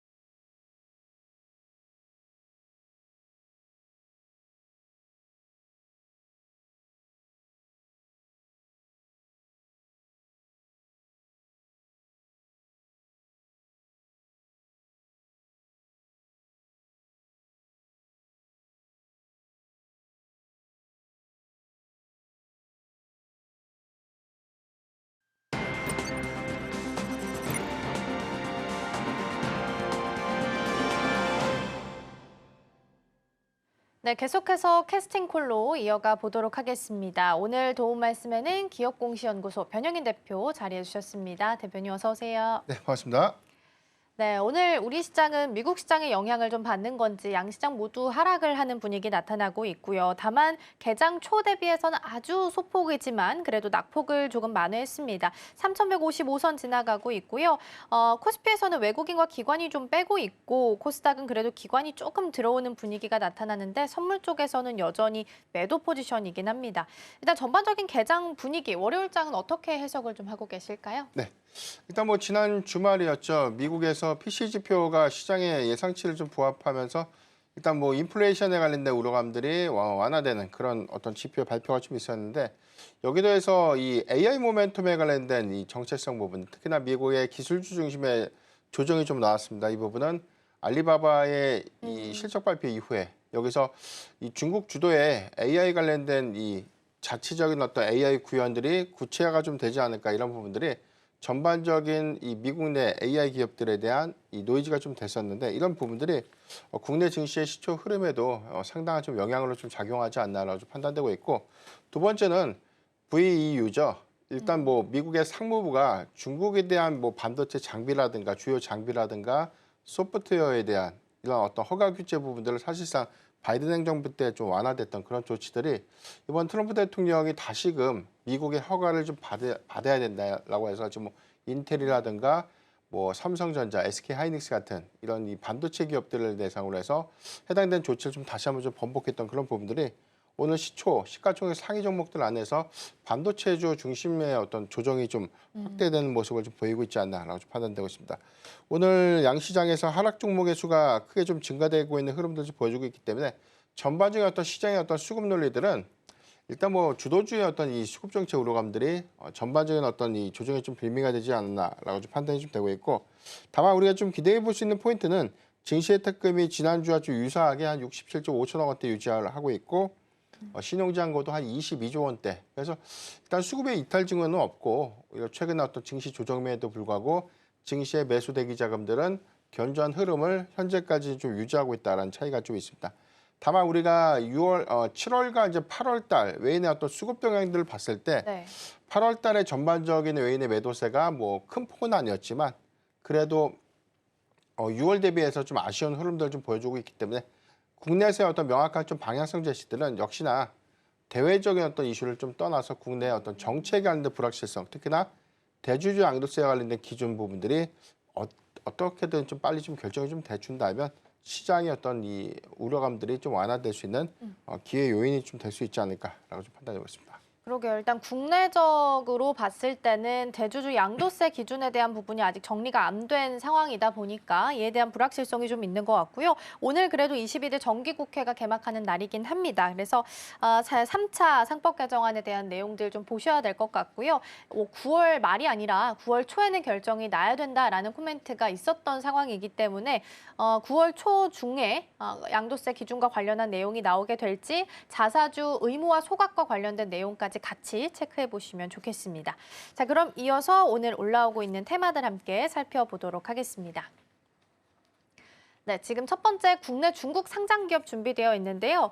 사실상 오늘 가장 좀 먼저 올라왔다가 지금은 다시 또 조선이랑 조선 기자재 쪽이 오름세를 좀 강하게 올라오고 있는 상황이긴 합니다. 다시 좀 중국 쪽으로 돌아와서 이야기를 좀 보면 앞서 힌트 주신 것처럼 알리바바 쪽에서 자체 AI 칩을 생산하고 테스트하고 있다라는 내용이 보도가 되면서 알리바바 쇼크라는 이름이 다시 한번 붙어지게 됐습니다. 물론 딥시크처럼 급락이 나왔던 건 아니지만 그래도 중국 쪽에 대한 자체 AI 칩, 그러니까 자립에 대한 부분이 부각이 좀 되는 상황 속에서 국내 중국 상장 기업이라고 하면 뭐 피델릭스나 GRT 같은 반도체 관련된 기업들 위주로 해서 강세 좀 보이고 있고요. 특히나 캠브리콘 이슈가 지난주에 있었던 상황에서 추가적으로 알리바바가 붙어준 거기 때문에 더 큰 폭의 상승률을 보이는 것 같습니다.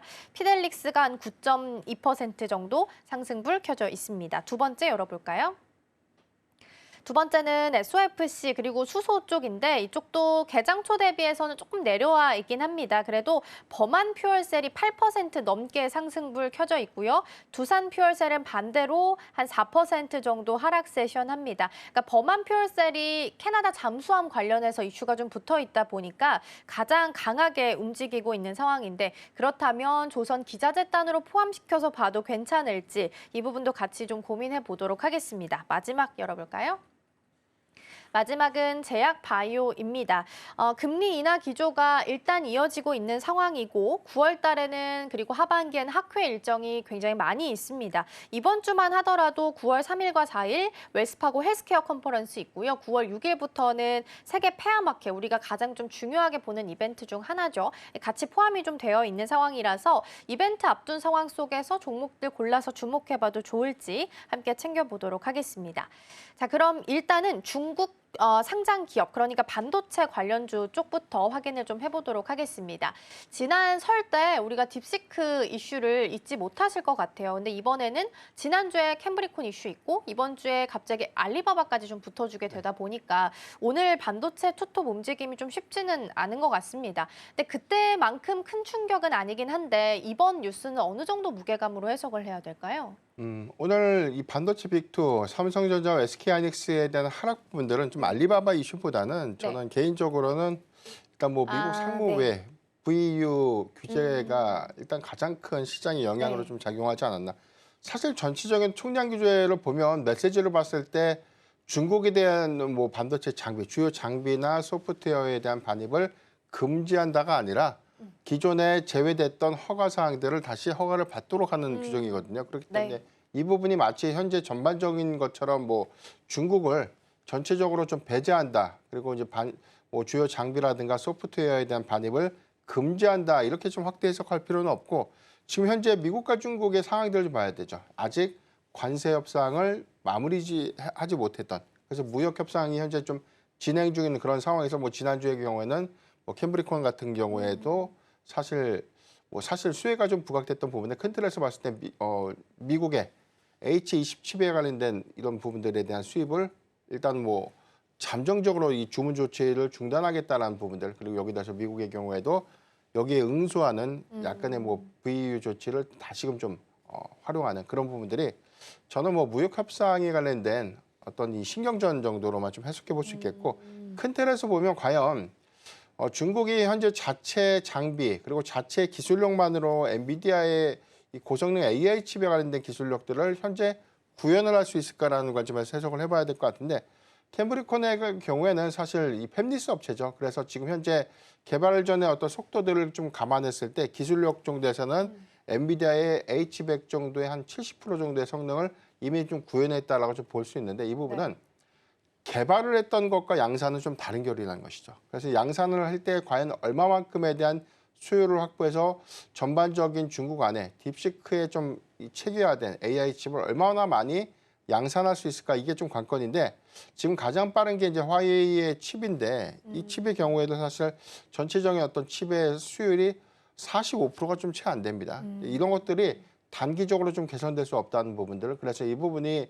H20 칩에 관련된 특히나 엔비디아의 입장에서 노이즈가 좀 될 수 있는데 선택지 관점에서는 아직까지는 엔비디아의 H20 칩이 그래도 개발이나 전반적인 어떤 효용성 관점에서는 더 유리할 수 있는 국면이다라는 점을 좀 참고를 해봐야 될 것 같고 두 번째는 일단 이 알리바바의 이 실적 발표 그리고 여기서 이제 확인됐던 컨퍼런스 콜이 조금 더 시장에 영향이 좀 됐는데 이 부분은 엔비디아의 H20 칩이 아니라 자체 칩을 통해서 AI를 개발하겠다라는 부분들 이 부분은 이미 좀 진행 중에 있고 전반적으로 이런 시그널들이 미국의 의존도를 좀 낮추고 중국 안에서에 대한 AI 개발에 대한 역량을 강화시킨다는 관점에서 미국의 이 빅테크 기업들의 수급적인 어떤 노이즈가 좀 될 수는 있겠지만 일단 기술의 어떤 격차 같은 것들을 좀 우리가 감안했을 때 지금 우리가 엔비디아를 좀 제외하고 뭐 마이크로소프트라든가 뭐 브로드콤 같은 뭐 하이퍼스케일러들도 현재 전반적인 어떤 개발 사항들을 보면 뭐 AMD도 인지하지만 아직 큰 폭의 시장 점유율을 확대하지 못했던 그런 것들을 좀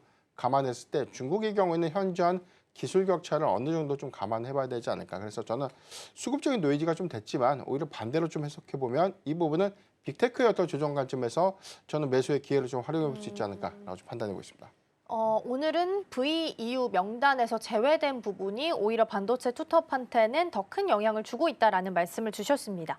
근데 지금 이야기가 나왔던 것 중에서 삼성전자가 2010년 이후로 한 30조 원 정도, 그리고 SK 하이닉스가 20조 원 정도 이미 투자를 한 상황이라고 하더라고요. 그러면 합치면 거의 50조 원 이미 들어가 있는 상태인데 그렇게 된다면 사실 이런 조치가 시행이 되면 매출단에 있어서도 타격이 좀 있지 않을까 이런 걱정도 되긴 하는데 어떻게 보세요? 이게 현실화가 된다면 타격이 되는 거죠. 만약에 중국에 대해서 주요 핵심 장비, 반도체 공정의 가장 중요한 핵심 장비를 우리가 모두 다 국산화를 할 수가 없는 것이죠. 그렇죠. 그 이외의 장비는 어플라이드 머티리얼즈 같은 그런 장비라든가 ASML 같은 경우에는 뭐 지금 미국과 좀 동조돼서 중국에 대한 규제를 현재 좀 채택하면서 좀 따라가는 그런 기조가 좀 있기 때문에 전체적인 상황들을 좀 고려했을 때 이게 현실화가 좀 된다면 상당히 뭐 중국 공장 안에서에 대한 반도체 양산 부분들, 공급에 관련된 어떤 제한 우려감들은 현실화 관점에서 우려 요인들이 좀 되는데 일단 중요한 부분은 이 부분을 과연 규제를 한다, 네. 금지한다가 아니라 허가를 받아야 한다라는 부분들 이 부분을 과연 너무 이제 확대 해석해서 마치 SK하이닉스, 삼성전자와 뭐 SK하이닉스가 네. 앞으로 많은 투자 대비해서 큰 폭의 어떤 이 리스크 요인들이 좀 부각됐다 이렇게 좀 단정하기보다는 무역 협상 과정에서 상당히 좀 완화될 수 있는 부분들을 어느 정도 좀 감안을 해봐야 될 것 같고 두 번째는 지금 대미 투자 규모를 좀 늘리고 있는 상황이지 않습니까? 네. 이런 부분들을 좀 감안해봤을 때 전체적인 어떤 기조를 뭐 우리나라 기업에만 좀 국한된 것이 아니라 미국의 인텔이라는 기업도 마찬가지로 그런데 뭐 한 가지 더 노이즈가 좀 됐던 부분은 뭐 TSMC는 좀 제외가 됐다 이런 설이 있잖아요. 이 부분은 좀 사실과 좀 다르다고 봐요. TSMC도 마찬가지로 미국의 네. VEU 관련된 규제를 동일하게 좀 적용받을 수 있는 어떤 가능성은 전 높다고 봅니다. 이 부분에 대한 언급만 좀 없었던 부분이지 우리가 마치 뭐 삼성전자와 SK하이닉스의 큰 리스크가 부각된 요인으로만 좀 해석하기보다는 전체적인 어떤 방향성들은 중국에 대한 AI 칩 개발을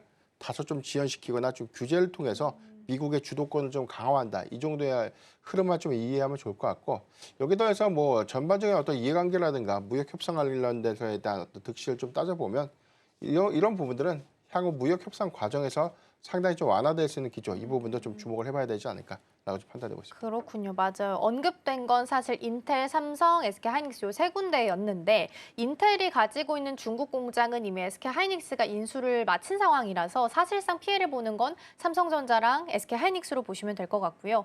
지금 보면 한 3.7% SK하이닉스가 더 큰 폭으로 내리고요. 삼성전자는 한 2%대 하락률 기록을 하는데 각각 7만 전자, 26만 하이닉스, 26만 닉스 요 선을 좀 이탈을 하면서 일단 지금 개장 분위기는 나타나고 있다라는 부분 함께 챙겨드리겠습니다.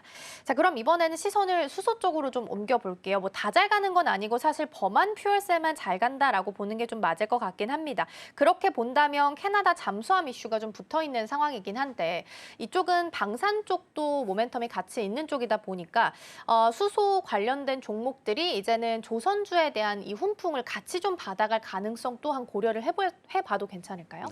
개별적인 요인이다라고 좀 정리하고 싶은데 일단 수소업황의 경우에는 일단 기대감도 좋지만 네. 사실 우리가 ESS보다 SOFC에 대한 채택률이 굉장히 좀 낮죠. 이 그쵸. 부분에 대한 효용성보다는 일단 뭐 투자 비용도 중요하고요. 두 번째는 이 부분에 대한 안정성 부분, 뭐 수소 충전소 같은 것들 이런 부분들이 사실 전체적으로 좀 안전하다기보다는 이게 약간 위험도를 좀 감안했을 때 이게 폭발성을 좀 감안해 보면 굉장히 좀 큰 화재를 좀 동반할 수 있는 부분들이기 때문에 일단 이게 산업 공정에서 일단 뭐 화학업종에서 이제 채택해서 좀 사용하기는 좀 제한적인 흐름들이고 그리고 우리가 전기차에 관련된 보급률과 좀 대비해 봤을 때 수소차에 대한 보급률이 굉장히 좀 낮은 점 맞아요. 이런 것들이 전체적인 어떤 투자 효용 대비해서 업황의 어떤 개선을 좀 이루지 못한 가장 큰 원인이 좀 됐다. 다만 전체적인 어떤 신재생 에너지 기조가 좀 강화되고 있는 부분들은 ESS와 좀 마찬가지로 뭐 수소 연료 전지의 부분들은 부분적으로 좀 활용될 수 있는 산업의 확장성들을 좀 주목해봐야 되는데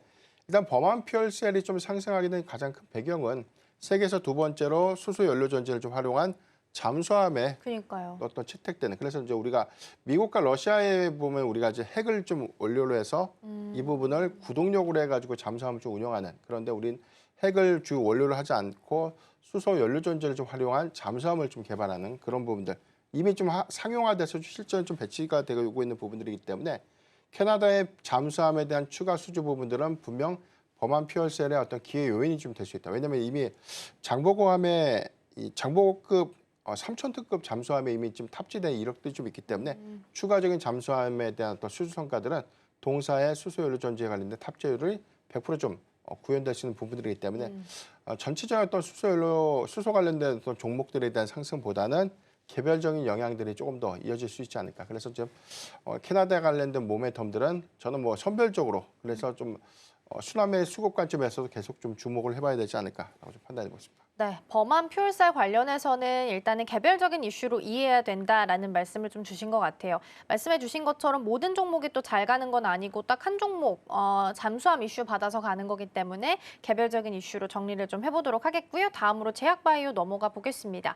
9월 금리 인하 기대감이 좀 높아지고 있는 상황이다 보니까 가장 그럼 수혜를 받을 수 있는 섹터로 제약바이오가 거론이 좀 되고 있거든요. 특히나 이제 9월에 학회 일정도 많이 있어서 우리가 그동안 이야기를 좀 많이 안 했던 것 같긴 한데 다시 한번 이쪽의 주목도를 높여야 되는 시기가 온 걸까요? 네, 오늘 알테오젠이 상대적으로 한 4.6% 정도 강한 흐름을 보여주고 있고 이 이외의 제약바이오 종목들의 경우에는 일단 보합권에서에 대한 약세 흐름들을 좀 보여주고 있는데 전체적인 어떤 시장 상황에 대한 수급 영향을 좀 고려했을 때 견조한 흐름들을 좀 유지하고 있지 않나. 다만 우리가 이전과 좀 대비했을 때 제약바이오의 경우에는 하반기 금리 인하의 기대감들이 재현될 경우에 오히려 단기적인 수급이 좀 반영됐던 흐름들이 있었고 마찬가지로 이 매파적 기조 안에서에 대한 우려감들이 조정에 좀 빌미가 되면서 주가가 차익분을 좀 반납하는 그런 모습들을 좀 보였는데 방향성을 좀 봐야 될 것 같습니다. 제약바이오 섹터의 경우에는 하반기 그래서 이제 횟수별로는 우리가 연내 한 3회 정도를 좀 기대하고 있지만 네. 그래도 뭐 1회에서 한 2회 정도만 나와준다고 하더라도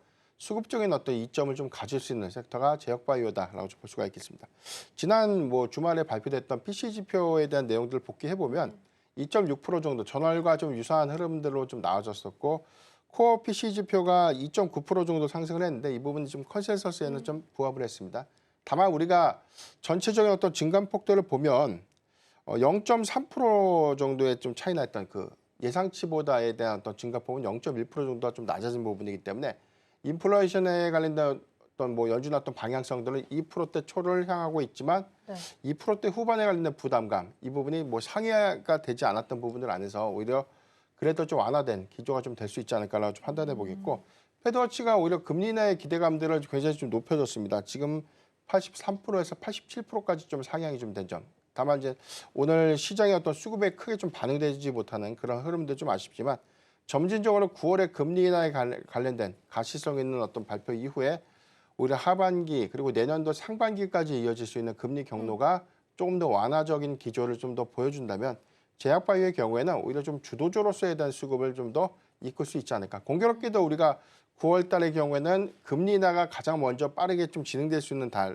그래서 체크 포인트 관점에서 중요한 좀 변곡점이 되는 달이다라고 좀 볼 수 있겠고 두 번째는 알테오젠의 경우에는 9월 30일 지금 키트로다 SC 제형제에 관련된 미국 FDA 관련된 승인 여부가 발표가 좀 되겠죠. 그렇죠. 예정일 한 27일로 좀 나와 있는데 아마 이번 달 안에 발표가 좀 유력한 그런 상황이고 그리고 10월 달에는 우리가 기대했던 유럽 임상종약회 ESMO죠. 그래서 여기서는 개별적인 어떤 임상 성과와 좀 더불어서 추가적인 기술 이전에 관련된 성과 기대감들이 확인될 수 있는 부분들이기 때문에 대형 바이오주를 좀 중심으로 한 수급이 크게 완화될 수 있는 부분들. 그래서 저는 뭐 전체적인 어떤 시장의 조정 상황이지만 제약 바이오 업종 안에서는 임상 성과에 관련된 기대감이 뚜렷하고 여기에 대해서 추가적인 어떤 개별 모멘텀이 유효한 그런 종목들의 경우에는 재차 분할 매수 관점에서 접근을 해봐야 되지 않을까라고 좀 판단하고 있습니다. 네, 일단은 일정상으로도 앞서서 말씀해 주셨던 알테오젠은 9월 23일, 27일 요 사이 정도가 될 것으로 보입니다. 키트루다 SC 관련한 이벤트가 있고요. 학회 일정도 굉장히 많아요. 이번 주에도 있고 그다음에 줄줄이 연이어서 나올 거기 때문에 지금 주목도 높여야 된다라는 말씀 주셨습니다. 그럼 학회 일정과는 별개로 그래도 작은 테마를 이루면서 잘 가는 쪽을 본다면 제약 바이오 안에서는 비만 치료제도 빼놓을 수가 없을 것 같긴 합니다. 이전에는 위고비 관련주, 마운자로 관련주 이렇게 잡아서 갔다면 상한가를 갔던 종목들을 좀 체크해 보면 인벤티지랩이나 고바이오랩 같은 종목들이 최근에 상한가 터치가 좀 나왔었거든요. 그러면 이제는 새로운 종목에 대한 발굴도 필요한지 궁금하고 이 시장에 대한 매력도와 지금 대표님께서 보고 계시는 탑픽 종목은 어디에 있을지 이 부분도 조언 주신다면요. 네. 일단 비만 치료제의 경우에는 일단 2주 전에 마운자르의 국내 출시 기대감들이 좀 반영이 됐었고 현재는 장기 지속형 그래서 약물의 효능이 조금 더 길게 네. 이어지면서 요요 현상을 좀 억제하는 3세대 약물 가능성에 대한 기술 고도화 관점에서 일단 장기 지속형 약물 전달 플랫폼이 재차 좀 관심 있는 그런 포인트가 좀 되지 않았나라고 볼 수 있겠고 최근에 전체적인 비만 치료제 수급 동향을 보면 역시나 이 노보 노디스크의 위고비라든가 일라일릴리의 뭐 마운자로 같은 양대 산맥의 주축을 좀 이루어지고 있고 네. 각국에서에 대한 시장 점유율을 좀 높여가고 있지만 어떤 약물이 더 효과가 좋다 나쁘다를 좀 논하기는 좀 애매하지 않을까. 네. 그러니까 제형제의 어떤 구현 타입이 좀 다르다는 관점이기 때문에 이미 시장은 두 개의 양대 산맥이 전체 시장을 석권하고 있다라고 보는 게 유력할 것 같고요. 다만 최근에 이 1세대 약물이죠. 일주일에 한 번 맞는 것이 아니라 하루에 한 번 맞는 이 제형제죠. 이 삭센다의 특허 보호 조치가 좀 만료가 됐고 이게 일단 뭐 레시피가 좀 공개가 됐기 때문에 바이오시밀러로 어떤 기업이 좀 타겟을 좀 빠르게 좀 갈 수가 있는가 이런 부분들이 네. 중요할 것 같은데 테바가 최근에 지난주죠. 테바가 미국에서 이 삭센다에 관련된 제네릭 의약품을 FDA의 어떤 승인 허가를 받았습니다. 그렇다면 이 부분에 대한 경쟁이 본격화될 수 있는 부분들의 효능의 어떤 관점보다는 가격 경쟁력 안에서에 대한 수요가 확대될 수 있는 부분이기 때문에 앞으로 비만 치료제에 관련된 경쟁 부분들은 제네릭 의약품에 관련된 확장 부분에서 오히려 좀 확대가 될 수 있지 않을까라고 볼 수 있겠고 위고비의 경우에는 2세대 약물에 대한 이 특허 만료 조치가 2031년이고요. 네. 마운자로가 2036년도에 해당되는 어떤 이 특허 보호 조치가 좀 만료가 되기 때문에 2세대 약물에 관련된 이 기간도 사실 오래 남은 셈은 좀 아닙니다. 그렇기 그러네요. 때문에 3세대 약물을 어떤 기업이 더 빠르게 좀 타겟으로 좀 갈 수 있는가. 그래서 우리가 주사제 말고 뭐 경구용이라든가 뭐 패치형 같은 아니면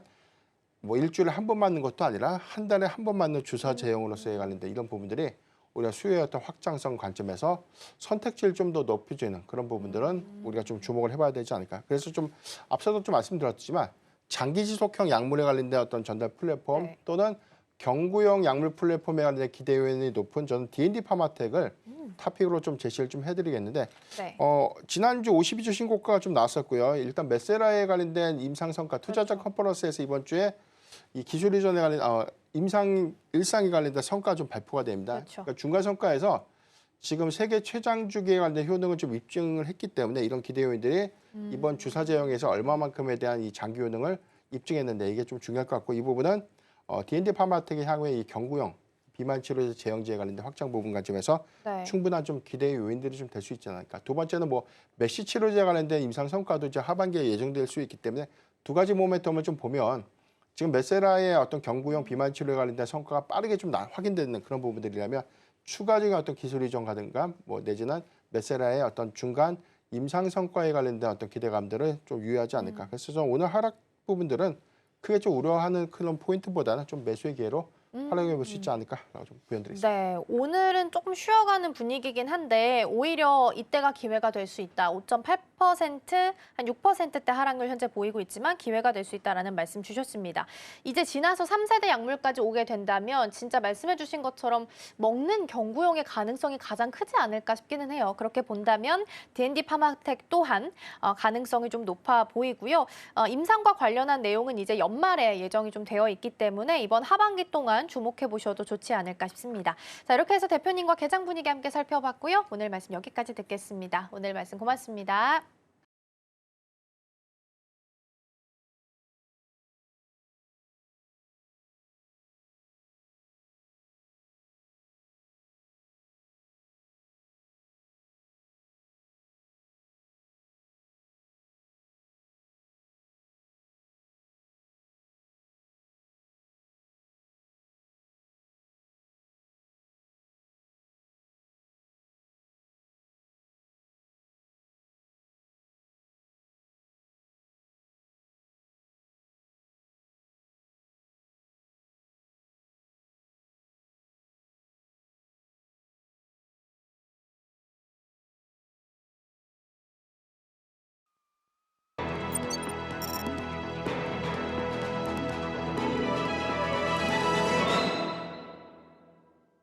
네, 댓글 답해주는 아나운서 코너로 이어가 보도록 하겠습니다. 김민 앵커 나와 계십니다. 어서 오세요. 안녕하세요.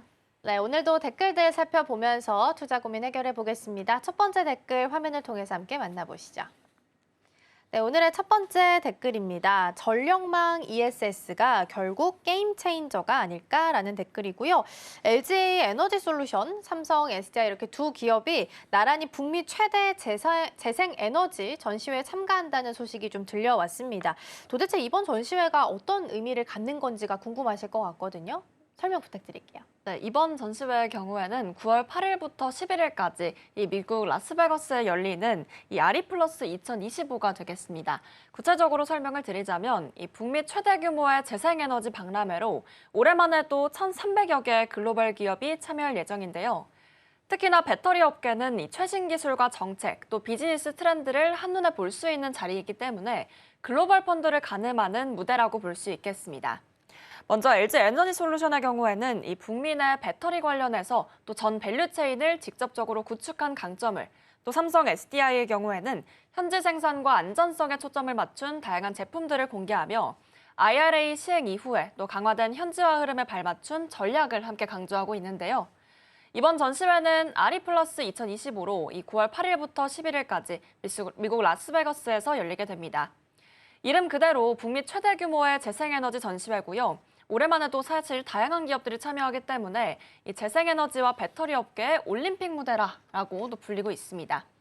단순히 제품을 소개하는 수준을 넘어서 또 정책의 방향성과 기술 혁신, 또 시장의 트렌드가 함께 드러나는 자리라고 볼 수 있겠고요. 특히나 미국의 경우에는 이 인플레이션 감축법 시행 이후에 현지 생산과 그리고 공급망 안전성, 여기에 더불어서 또 세제 공제의 혜택이 이 기업 선택에 있어서 중요한 선택 기준이 됐습니다. 그렇기 때문에 이번 전시회는 글로벌 배터리 업체들에게 이 북미 시장에서 살아남을 수 있냐를 보여주는 자리가 될 것으로 보이고요. 또 LG 에너지 솔루션과 삼성 SDI 모두 이번 북미 현지 전략을 보다 집중 부각시키고 있는 상황인데 각각 현지화와 또 안전성 중심의 차세대 ESS 솔루션으로 각각 차별화를 꾀하고 있습니다. 네, 아리 플러스 2025 이 전시회에 참가한다라는 부분에 대해서 좀 살펴봤는데요. 일단 각 기업마다 내걸고 있는 전략들도 다를 수밖에 없을 것 같거든요. 출품 전략들을 살펴본다면 어떤 차이가 좀 있을까요? 사실 LG 에너지 솔루션과 삼성 SDI의 경우에는 차별화된 특징을 가지고 있습니다. 먼저 LG 에너지 솔루션 쪽으로는 이 전력망 ESS, 데이터 센터, 그리고 UPS와 주택용 ESS로 이 전시 부스를 구성하게 되는데요. 북미 특화 제품을 전면에 내세운 상황으로서 JF2, 또 AD, 또 DC, 이 링크 시스템과 함께 업계 최초로 북미 현지에서 생산되는 각형 LFP 배터리셀 실물을 전시하게 됩니다. 또 500와트시 이상의 이 고에너지 밀도의 파우치형 LFP 제품까지 선보이게 되면서 각형과 파우치 이 두 가지 폼팩터 기반의 차세대 로드맵을 제시합니다. 반면 삼성 SDI의 경우에는 이 SBB 1.7 그리고 SBB 2.0 신제품을 공개하게 되는데요. 기존 대비해서 에너지 밀도를 보다 높이고요. 또 모듈 내장형 직분사 이 소화 기술을 적용하기 때문에 안전성을 강화했다고 보시면 될 것 같습니다. 특히나 SBB 2.0은 LFP셀을 기반으로 업계 최초의 수준의 또 수명을 확보했다는 점이 눈에 띄는 특징인데요. 여기에 UPS용 신제품과 또 열전파 차단 기술까지 함께 선보이면서 안전성과 신뢰성을 앞세운 다양한 전략을 함께 펼치고 있습니다. 네, 정리를 좀 하면 LG 엔솔과 삼성 SDI가 전시회에 참가를 하고 각각의 기업의 맞춤으로 다른 좀 전략들을 취하고 있다라는 부분에 대해서 말씀을 주셨고요. 오늘 2차 전지 분위기가 뭐 전반적으로 다 좋은 건 아닌데 LG 엔솔은 플러스권이었다 지금 다시 보합으로 좀 돌아선 모습 나타나고 있고요. 전반적으로 작은 소재단이 조금 더 강하게 움직임 나타나고 있으니까 함께 챙겨보시면 좋겠습니다.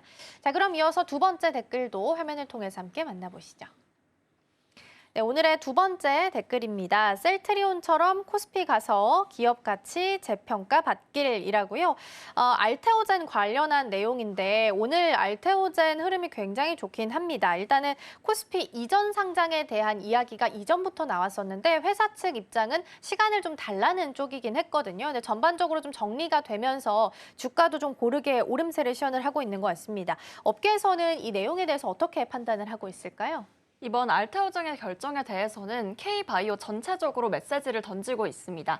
구체적으로 살펴보시면 사실 이 알테오젠은 원래 피하 주사 제형 변경 플랫폼 기술을 기반으로 글로벌 제약사들과 기술 이전에 대한 계약을 맺으면서 수익성을 확보하고 있는 몇 안 되는 바이오 기업인데요.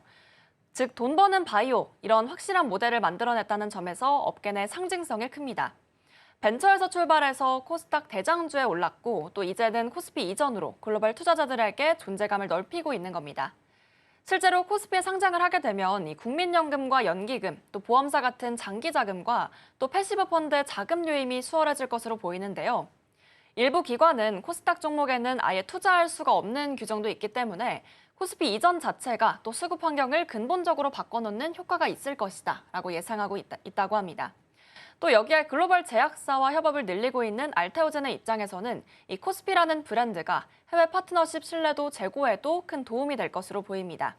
사실 이 셀트리온의 사례를 함께 뒤집어 보면 이 코스닥 시총 1위에서 또 코스피 이전 후 지금은 코스피 시총 12위 정도의 기업으로 이렇게 자리매김하고 있는데요.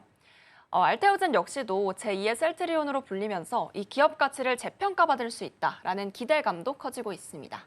네, 코스피 이전 상장에 대해서는 이야기들이 좀 많습니다. 그래서 용의 꼬리가 되느냐, 뱀의 머리가 되느냐 이런 문제일 수 있다라는 이야기들도 좀 나오고 있고 특히나 알테오젠이 시총 코스닥에서 1위 종목을 차지하고 있는 상황이기 때문에 정체성 측면에서도 아쉬움을 좀 자아낼 수 있다라는 이야기들도 있거든요. 이런 부분은 어떻게 해석을 좀 해야 될까요? 사실 그 부분도 중요한 논점으로 자리 잡고 있습니다. 코스닥은 본래 이 혁신 벤처 기업들을 중심으로 특히나 실험 무대라는 성격이 강한데요. 알테오젠처럼 기술력과 또 매출 모두를 입증한 기업이 남아 있어야 코스닥 시장 쪽에서도 또 혁신 기업의 집합소로서 위상을 지킬 수가 있는데 사실 이런 대표 기업들이 한해서 잇따라 코스피로 떠나게 된다면 이 성장 기업의 등용문이 아니라 오히려 중간 경유지다 이렇게 또 전락할 수 있는 위험성이 충분히 존재하게 되겠습니다. 그렇기 때문에 이 알테오젠 자체에는 조금 더 긍정적인 부분이 확인이 되지만 코스닥 시장 전반적으로 봤을 때는 아무래도 이 성장 기업을 잃는 상징적인 손실이 될 수 있다는 점에서 다시 한번 짚어봐야 될 부분인 것 같습니다. 네, 알테오젠 입장에서 본다면 여러 가지 이야기들이 좀 있겠지만 코스피 이전에 대해서는 시간이 조금 더 필요할 것으로 보이고요. 가장 중요한 건 이제 9월 23일에 있을 이벤트입니다. 키트루다 SC 관련해서 FDA 승인 여부가 결정이 될 것으로 보이고 아마 이제 뉴스가 이벤트가 있기 전에 주가가 좀 많이 오르는 경향이 있기 때문에 오늘도 추가적으로 상승폭을 좀 키워가는 것 같습니다. 벌써 5.4% 상승하면서 46만 2,500원 선에서 오늘 흘러가고 있고요. 다만 이제 아쉬운 부분은 수급상으로 외국인 투자자가 계속 좀 빼고 있는 분위기라서 이러한 수급 기조는 계속 체크해 보시면 좋지 않을까 싶습니다. 댓글 답해주는 아나운서 코너는 오늘 여기서 마치도록 하겠습니다. 김민혜 고 오늘 말씀 고맙습니다.